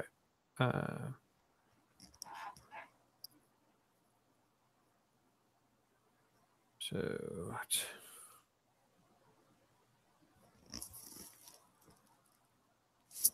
yes, I got one of them's a 5, so that's below my strength. Nice. Okay. Yeah, he just kind of crumples to the floor, kind of his head lolling to the side as he breathes sort of weird. You might have broken his nose. You'd have to take a good, physician's look at it, but you might have, he's definitely out. AJ looks like he's about to yell and lunge towards Dyer. Craigus, what are you doing in that room over there? Well, I've packed up that scroll, and I've grabbed a couple of robes and a couple of lanterns to bring back to my compatriots. I'm coming up with this brilliant idea that we can continue we can have some sort of ruse. They're disguises. Mm-hmm. Yeah, just gathering stuff and making my way back to the other two. Let's see. So Gavin, AJ is coming at you, his fist swinging wildly, for hitting his brother. Are you kind of try to get away from him, or are you going to try to like kind of push back? I'm gonna try and push him back. Roll, check strength. Okay. And add 1 to that since he's 1 hit die above you. Okay.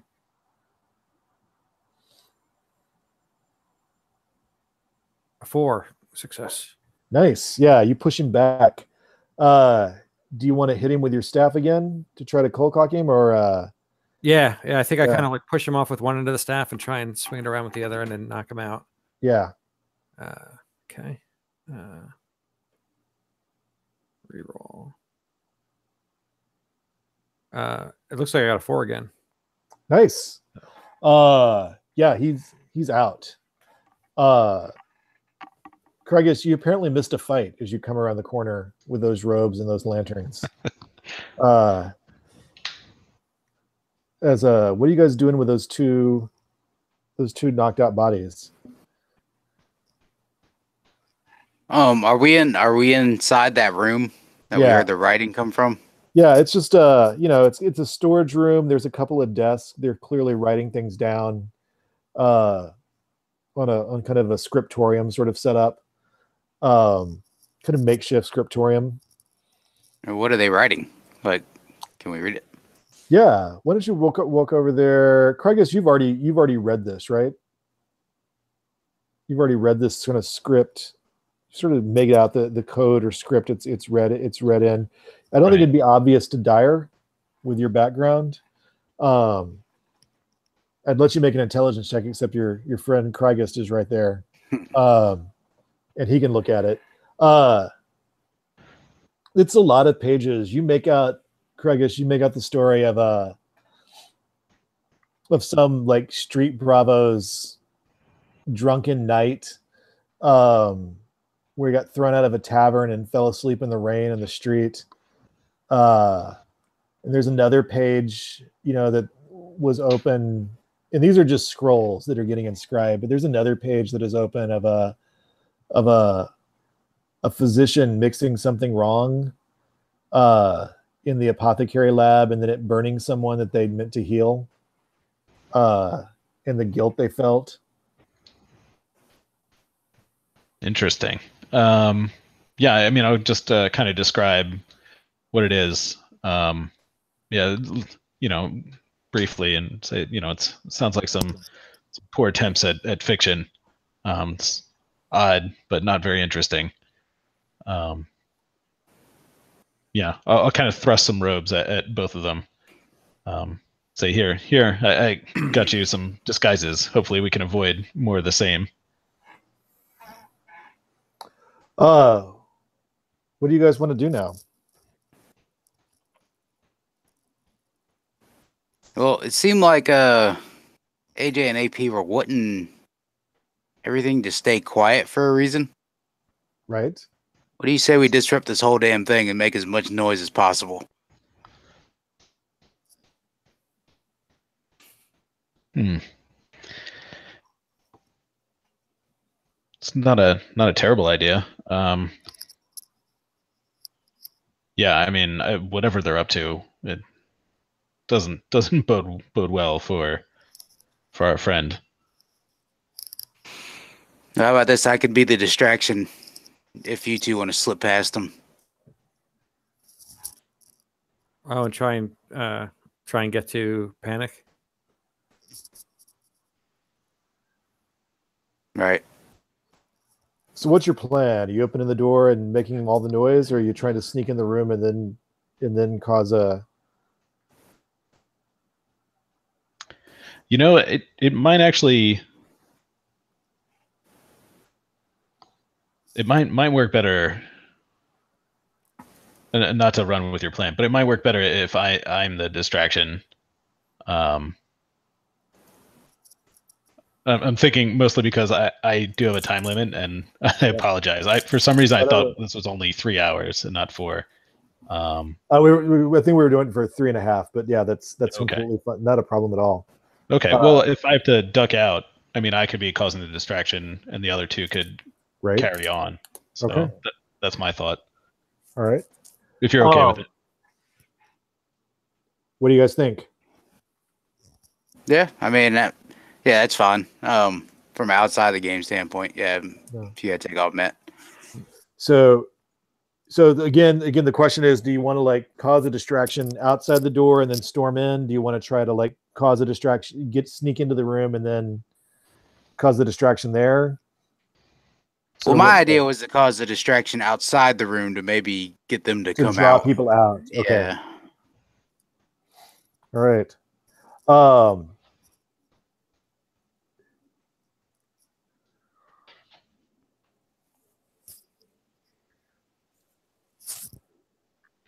Well, what do y'all think? The other thing we could do is you could just kind of like kick the door open and just like start magic missiling everywhere, and in all the chaos, then we duck past.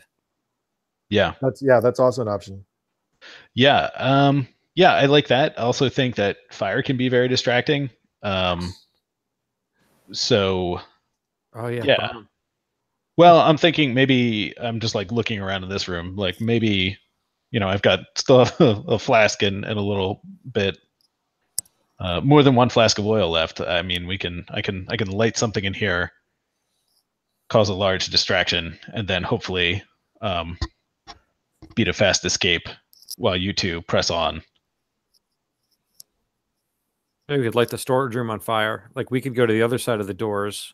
You light the storage room on fire and then start yelling fire, and yeah, and then as they come out, we duck in. Absolutely. And I'll insist that you guys put on these robes I acquired. Yeah, in the confusion, no one should be paying too much attention to you. Right. Yeah. Mm-hmm. Yeah, it sounds like a plan. All right. So what are you doing with the two bodies, just real quick? Well, if we're going to set the room on fire, I don't want to set AJ and AP on fire. Right. You've got a dark room across the hall that you can stash them in, or you can stash them on the other side of the door. Yeah. I guess I'll grab one of them and drag him over there. I don't know if the other two can grab the other body and move him over there real quick for me. That's fine. Okay. Yeah. So you're dousing the storage room in oil and lighting it on fire? Yes. Yeah, that's my super sophisticated plan. All right. That's a freebie. I'm going to say that uses up your oil, though. Yeah. And then Dyer and Gavin, as soon as that happens, what are you doing? So we've gone past the door, so we're waiting for it to happen. So that I guess we're waiting to see do the people in that room kind of flood out towards the fire? I mean, are you gonna open the door and yell fire, fire, fire? I mean, it might take a while before they start sensing smoke. Yeah, I will absolutely do that. I'm gonna make sure that everything's good and ignited, and then I'll kick open the door and just start yelling fire. There's a fire in the scroll room or whatever. All right.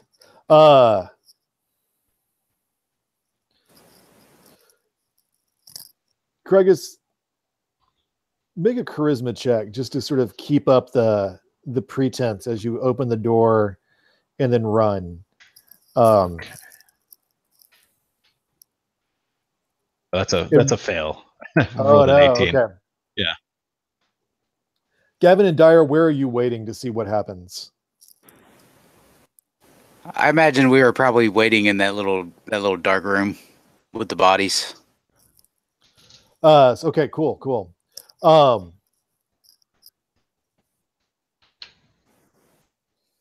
Craigus, I think what happens is you try to kick open the door, as you said. Right. And you remember that it doesn't open inward, it opens back towards you. Right. So it sort of like bounces in just slightly as you kick it, and then sort of swings open towards you, kind of throwing you off balance. And your hood falls back. Well,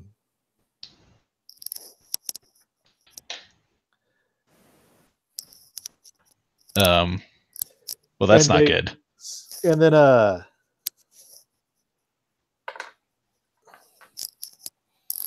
You see somebody in very decorative robes standing over Panic's body, sort of drawing on her. She's sort of in a loose fitting sort of tunic or something, and they're painting on her in some sort of way, as she seems to be deeply asleep. And as soon as you open it and a little bit of smoke starts coming through the door, 4 guys just kind of storm towards you, going, "What are you doing here?" There's just lamely, I'll say, there's a fire. Something's on fire in that room. And are you going to try to get away from them as they're moving towards you? Yeah, absolutely. All right, yeah. let's roll initiative real quick. Okay. Just roll and see if you can get under your dexterity. No, I rolled a 20. So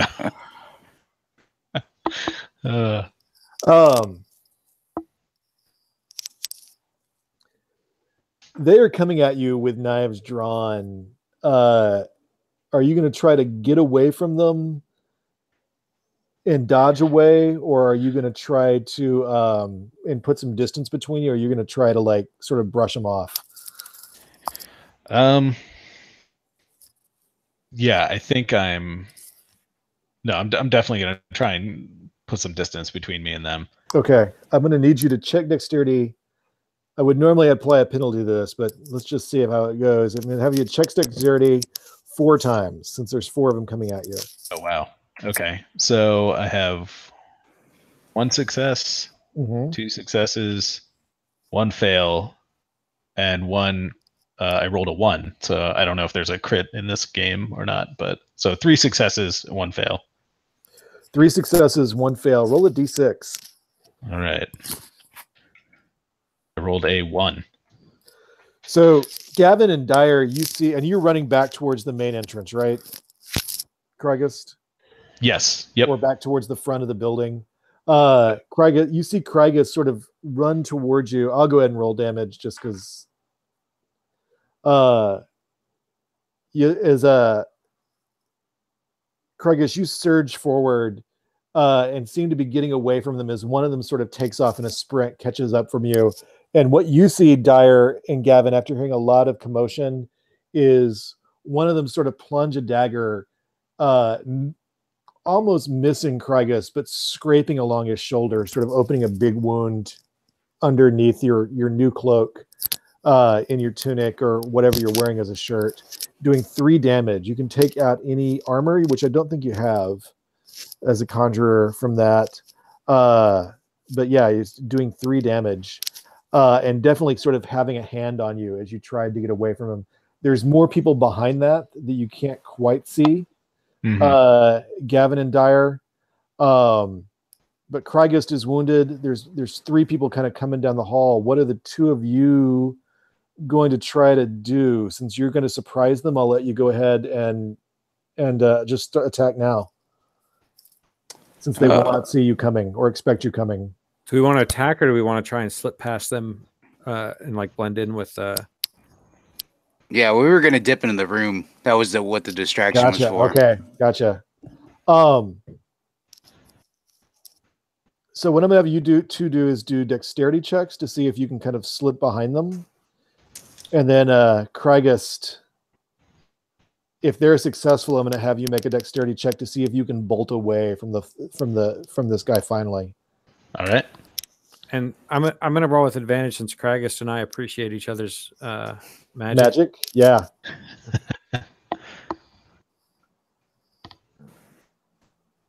I didn't make it. I rolled a 15. Okay. What about you there, Gavin? Let's see. D20. Oops. Wrong die.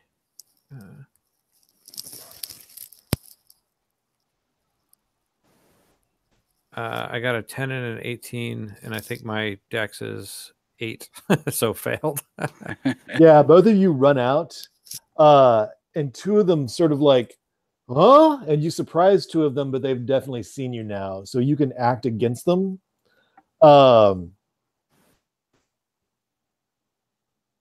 Yeah, I think I'd pull out the axe and I'd swing it. Okay. I just had an instinct. Go ahead and roll strength, Dyer. Yeah, it's 3. Nice. Roll your damage. What is my damage? It's a D8. D8. I don't even have a D8 out. Let's see. We got to roll for your party. 1D8.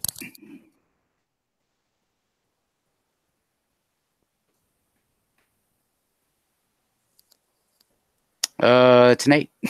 An 8. Yeah. Tell me how you take him down. Yeah, I think it was just like instinct. Like we were trying to sneak past, and like maybe like they turned around, and maybe he like turned around and put his hands on me and like grabbed my arm, and just instinctually I had the axe and just buried it in his head. Guys, nice. Okay. Well, not nice. No, not nice. Yeah, not nice at all, but cool. Gavin, somebody just died right next to you, and there's another person coming at you, and there's an open door just a few feet away, and you can see people moving, or you can see one person sort of moving around a body, writing on it through that open door, and a bunch of little light, small hanging lanterns and statues of gargoyles. What are you doing there? So I think I'm gonna like, and between me and the door, there's bad guys between me and the door. Yeah.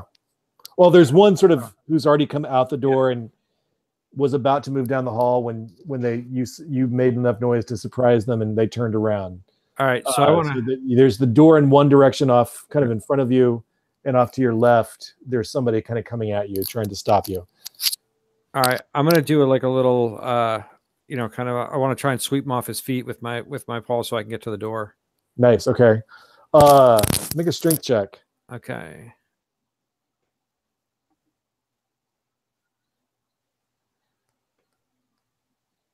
Nope. 15. 15. Yeah. No. You. You do not get him. Are you going to continue moving towards that door though? Yeah. All right. Crygist. Are you still trying to get away from these two that are still kind of following after you? I think you're at that door you guys initially came through. You're at that end of the hallway door. You're not quite out to that other building yet. Right.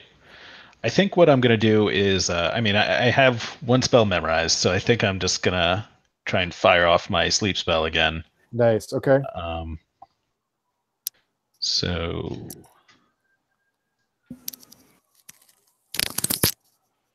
And so that's... I'm going to lose the spell. And what do I roll again? 4d6 to see how many hit dice?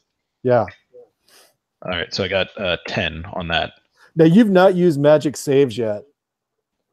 Do you want to use that now to roll at advantage? Sure. Yeah, all right. No, that's a great idea. Yeah, I'm really... I still failed. Yeah, okay. I rolled a 12. All right, so yeah, roll those 46. And yeah, no, I already did that. So I got 10 from the 46. All three of these guys, I think it has to be people you can see. So all three of these guys just sort of collapse. Right. Yeah, I make some frantic, just kind of gestures with my hands, complicated twisting of the fingers, and just knock them out. So I'd like you guys to roll dexterity, add 4 to it. Yeah, roll dexterity, add 4 to it. This will be your initiative against that high priest and whatever else is in the room. And add 4 to it? Add 4 to it. And tell me if I got 8, so I passed. Surprisingly. Nice. What about you, Gavin? You muted? Muted. I got 8. I got an 8 also, which is a fail even before I add the 4. Oh no. Crygist.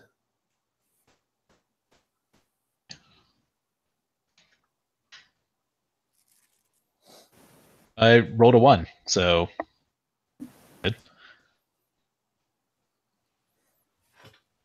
You rolled a 1. Awesome. Yeah. What do you want to do, Craigus? I mean, I know that you technically have 8 minutes left in game, but Right. you can see things can move pretty fast. So Yeah. I think. Yeah, I think I'm just gonna stick with it. I'm gonna keep bolting, and actually, I'm gonna look to see if I can cause just like more chaos on my way out. I mean, you Like, could start calling for the fire brigade. oh yeah, that's a good one. How badly, no matter how evilly run a city is, no one wants a fire to break out. Right. Yeah, so I guess a little bit of irony there. So as I'm going, I'm just pulling torches out of sconces, just throwing them at anything that looks flammable, and then I'm gonna bolt out and just make as much noise as I can, trying to get the fire brigade there. Nice. Go ahead and check charisma. All right. 7. That's a success. Cool. Yeah, you've got a lot of people like running around in the street. I think you've got a little bit. You smell like smoke. There's maybe like some wafts of smoke coming after you. And I think one of the torches maybe landed in the house, which has a lot more flammable objects in the stone than that stone temple does. And you know, any building that's on fire means it's a good session. Dyer, I think you were next. What are you doing? The door, you know, they've all fallen asleep, and the door to that is open. And you can see much of what Gavin saw. There's someone moving around a form that looks like Panic's body. That looked like they were writing on her. What are you gonna do? So, and things are on fire. Right. So I'm probably just gonna run in there. Okay. And this thing, or being, or whatever it is, standing over Panic's body. It's a guy in really decorative robes. Okay, gotcha. So I'm just gonna run in there and just like shoulder him out of the way. All right. Just yeah. So what's your whole sort of action plan? Are you gonna shoulder him out of the way, grab Panic, and try to run out? That's my plan. Okay. So just to paint the picture for you, once you're in there, you've got doors that seem to lead toward where that other house was. Doors that in this main room, this sort of the core room of the temple, the altar room of the temple, that lead towards the front of the building, and doors that lead back out towards the way you came. Once you grab Panic's body, what are you planning to do? I don't know. Would I know which direction to go in? I mean, this is a fairly square building, so it's pretty easy to get a sense of what direction you're in. But you know what's behind you the other way, though. That's now got a lot of fire in it. Right. I guess I would probably go back towards the abandoned house, if I had to guess. Okay, so that's back the way you came in. So right. Okay, so I'm gonna make a strength check. Add 3 to it. That would be 11. 11, yeah. Great job. You shoulder him out of the way. You've got Panic's body. She just seems to be asleep. Even kind of pulling her off the stone slab does not seem to wake her at all. And you're heading back towards the door. As those sort of like right by the altar, there are, behind the altar is the giant stone gargoyle that Gavin described in his vision. But beside the altar are 2 smaller ones. And then towards the front, towards the doors, you're pretty sure lead towards the front of the building, are 2 other ones. All 4 of those start to move.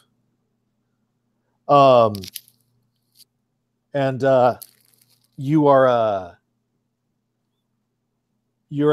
so as you move Panic's body, you see all 4 of those gargoyles start to move.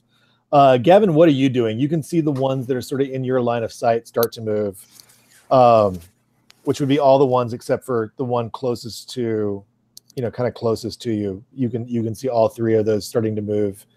What are you doing there, Gavin?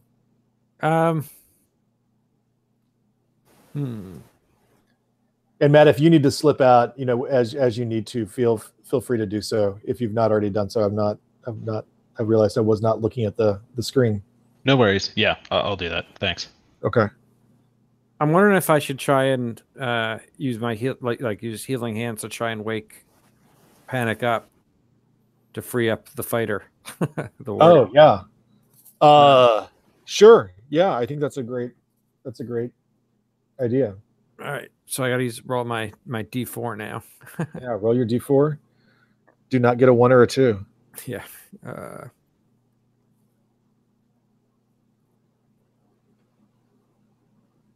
A 4. Yay. Yay. Panic jolts awake in your arms as you do you run up to her, Gavin? Yeah. I think you run up to her. I'm like chanting as I'm running and channeling as I'm running and just kind of and you see Gavin sort of touch her head, and she jolts awake in your arms and sort of springs away from you, Dyer, sort of landing on her feet. And I think, Gavin, I asked you what to do, even though you did not succeed at initiative. So I've automatically put you in the successful initiative category by my own mess up. I apologize for taking that die roll fail away from you. But those 4 gargoyles are going to spring towards you, Dyer. Are you going to try to beat them off, or are you going to try to flee the room? Better at beating them off, right? But you know what? I'm gonna stand up to them, and while I'm yelling for Panic to get out of here, hopefully creating opportunity for her to escape. Awesome. And you actually have, since you have a small shield, you actually have 2 armor points. Okay. So you can see you have 2 of 2 armor points. And then you as a warrior can just break your shield, which would cost you your armor points anytime you just want to ignore a hit. Right. Completely. So let's you're gonna want to roll strength there, Dyer. I think twice. Okay.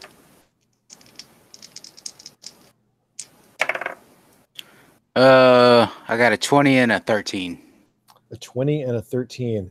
What am I adding to it? Am I adding anything? Let's add 2. Okay, so that would be, it's still 1 success and 120. Okay. And by Matt. So yeah, so you got 120, which means I'm going to ask you to roll.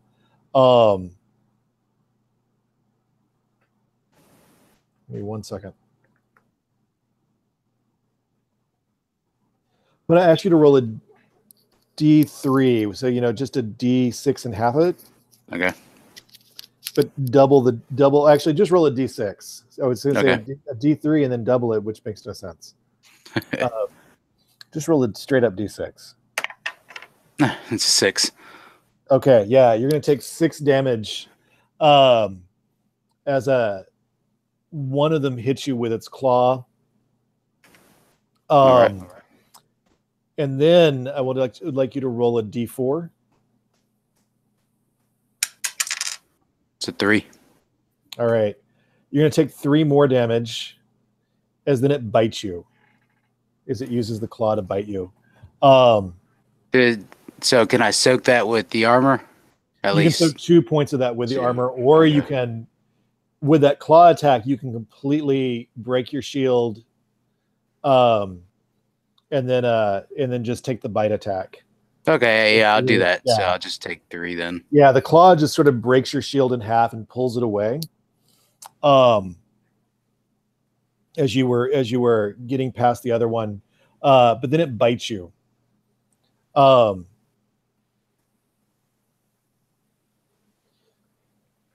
then Gavin, there's still one kind of coming at you. I'd like you to try to either try to push it back with your staff or to get out of the room. I'm thinking you. Yeah, I'm thinking ultimately. I think we try and run away from these guys. Okay, so I'd like you to make a dex check. Okay. Oh boy, my dex is 8.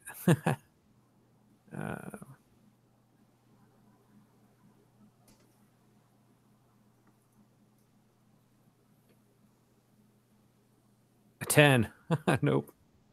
So here's your choice, Gavin. Does the gargoyle get you, or does the gargoyle get panic? I think the gargoyle gets me. Okay. Check your strength one more time real quick. Okay.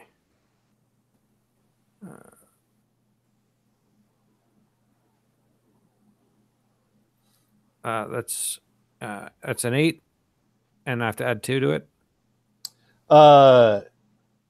Yeah. Yeah, so it's a 10. My strength is 10. All right. So go ahead and roll that would be 2d3, but that makes no sense. Let's just roll a d6. A d6? Okay. Yeah.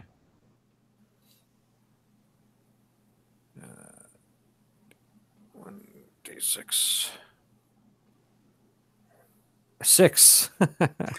So you've taken 6 damage, Gavin, yes. And they have both your arms as Panic goes screaming out of the building, or screaming out of the room, and then turns around and sees you sort of stretched out between the two gargoyles who are sort of like pinning you, or not pinning you. They've got you by both arms and are kind of holding you in place.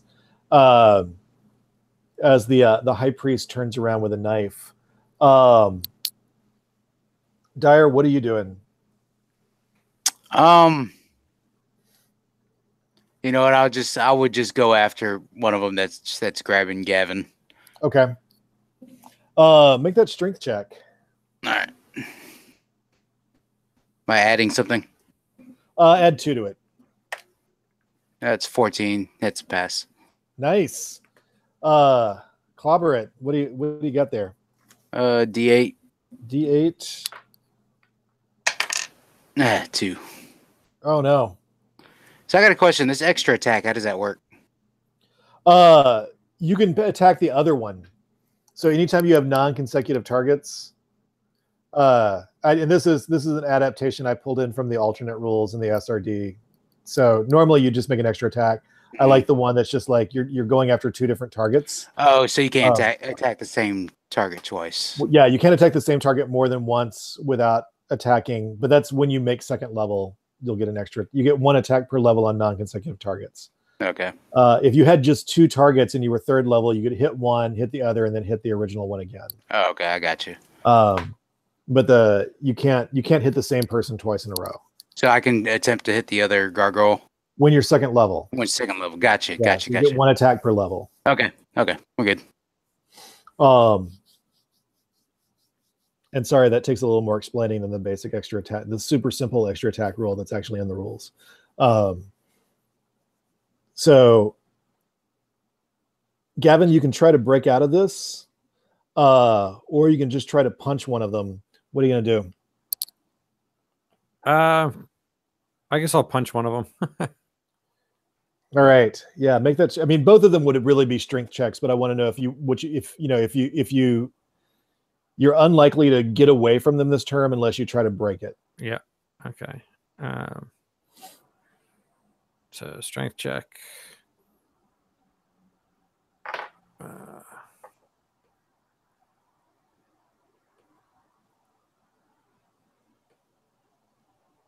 Three, 4, 5. Yep. Nice. Yeah. Nice. And which one were you trying to do? Punch it or get away? I was trying to punch it to get away. Okay. Yeah. You're able to like yank it sort of together, and as they kind of come together and grip onto you, you're able to sort of yank your hands free. Okay. Are you bolting now, or do you want to do damage? No, I think I want to try and bolt. Okay. Yeah. You're just able to get outside the door.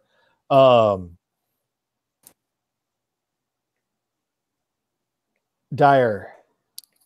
All right. Sorry, them. Dyer, I'm gonna have you make two either strength to kind of knock him aside. And you're gonna roll strength and add 2 to it. Okay. I'm assuming instead of you want to do that instead of try to like Dex get away. Right. So add 2 to both. Yeah. It's 1 fail, 1 success. 1 fail, 1 success. Make another strength check real quick. That's success. Okay. Make a D. Just roll 1d3. 1. Okay. And then roll a d4.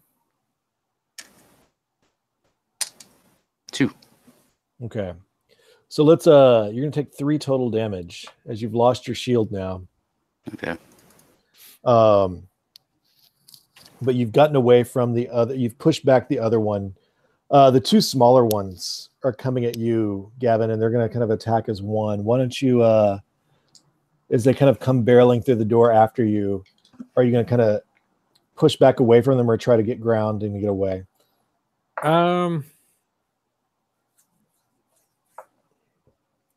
I'll push back away from him. Okay. So make a strength check, adding 2 to it. Okay.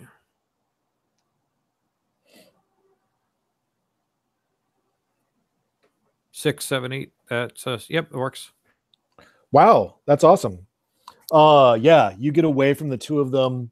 Panic starts to kind of keep stride with you as you kind of go through the burning hall. And they start shrieking as they see the fire. I'm going to come back around to Dyer. It's your turn. Are you going to try to just bolt right now, Dyer? Or are you going to try to fight these things?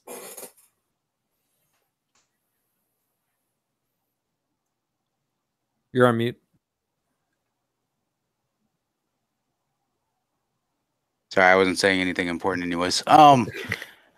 Were they like, are they, do they look like they're afraid of the fire, or they're just angry that their temple's on fire? Those ones have sort of like come out of the room after Gavin. You can't really see those 2. You see the 2 that have been on you this whole time. Okay. You might have an easier path trying to head out that front entrance, or you can just try to go back through. Yeah, well, I'm just looking for the path of least resistance on getting out of there, so I'll take those 2 since it looks like Panic. I don't see Panic, so yeah, you don't see Panic, you don't see Gavin. Right, so I'm gonna try to get out of there. It's probably towards the front entrance. If you say that, looks like it's the easiest path. All right. I'd like you to check your dexterity there, Dyer. All right. Am I adding anything? Add 2 to it. It's a 9. It's a pass. 9. That's awesome. You open those doors. You go barreling down this kind of curving hallway that doesn't seem to have any entrances or exits off of it. And you find yourself right at the open doors of the temple, or right at the front doors of the temple. You're able to get them open and kind of go barreling out into the street where you see Krygus kind of calling and assembling a fire brigade. Gavin, you and Panic need to sort of bolt past the fire that Krygus set in this hallway. I'd like you to check Constitution just to sort of keep low and you don't need to add anything to it since you're really just trying to like get past a fire. All right. Out of a burning building.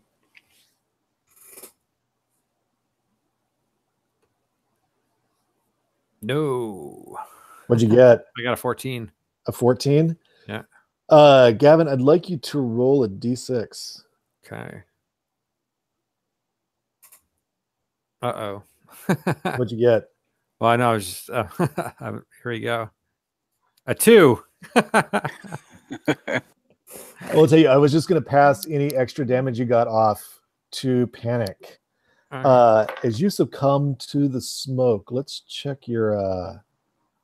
since Panic is right there with you, I'm going to interpret this kind of loosely, but... I got to roll on that action. Yeah, roll the out of action once I find the out of action table. Roll a d6. Okay. Great. Oh, hang on. 1d6. Submit. A 6. Dude. Oh, Gavin, that hurts. Yeah. But Wow. Panic makes it out, huh? Yeah, I think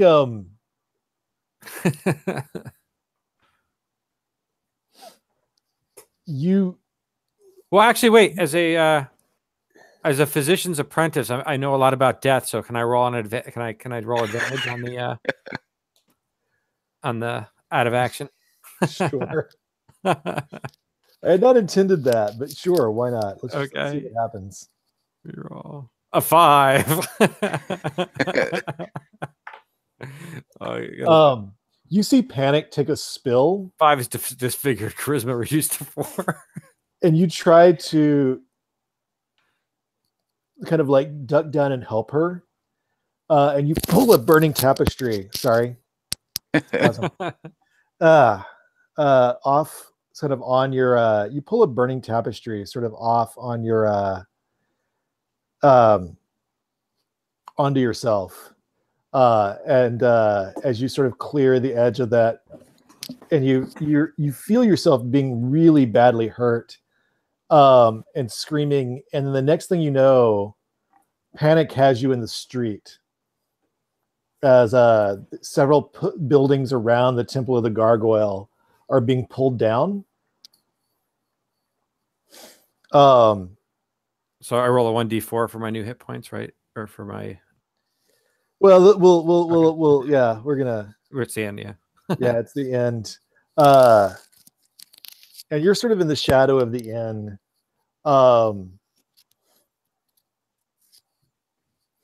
And it's unclear who comes out, and eventually you guys get a sense that you need to clear out completely from that zone. But you've gotten Panic out.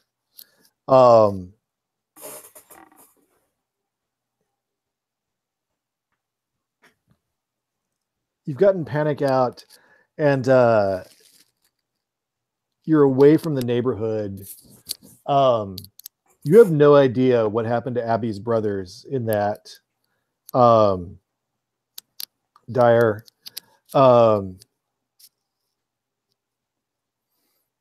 But you know that the temple did not seem to actually burn down. You got a sense that they got the fire out of control in the temple, though the fire brigade pulled down the 2 houses next to it.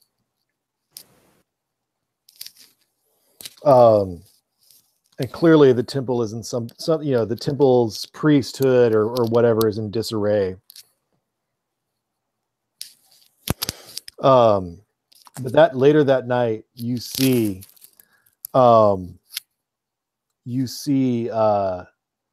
gargoyles sort of flying against the moonlight just before the moon sets.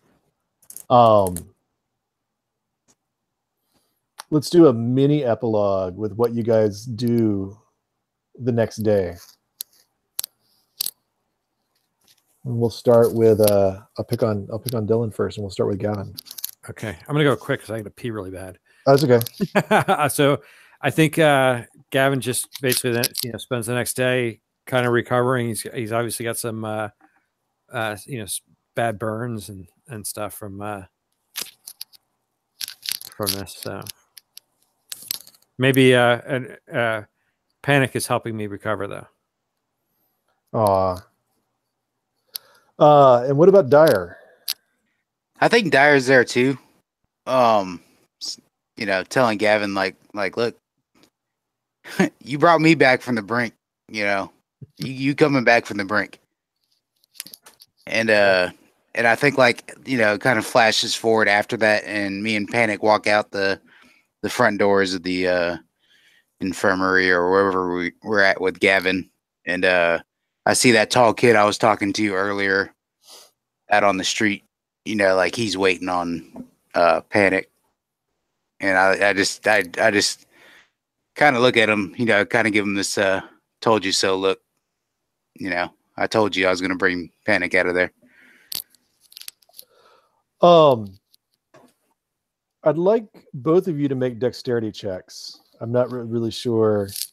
I would make it a die of fate, but I think dexterity is a little more fun in this keeping of the black hack. So, okay, make a real quick dexterity check and tell me if you succeed. Is that a 9? It's a 9. We're not adding anything. Nope. Okay, well then I passed. I failed. 19.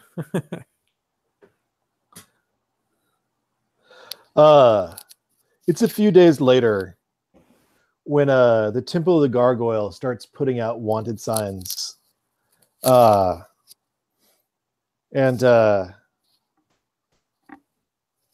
you see them before they see you. You see the signs before people in the temple see you. But Panic, Gavin, and Krygust are all on those wanted signs with moderately clear sketches of them indicating that they are wanted by the Temple of the Gargoyle.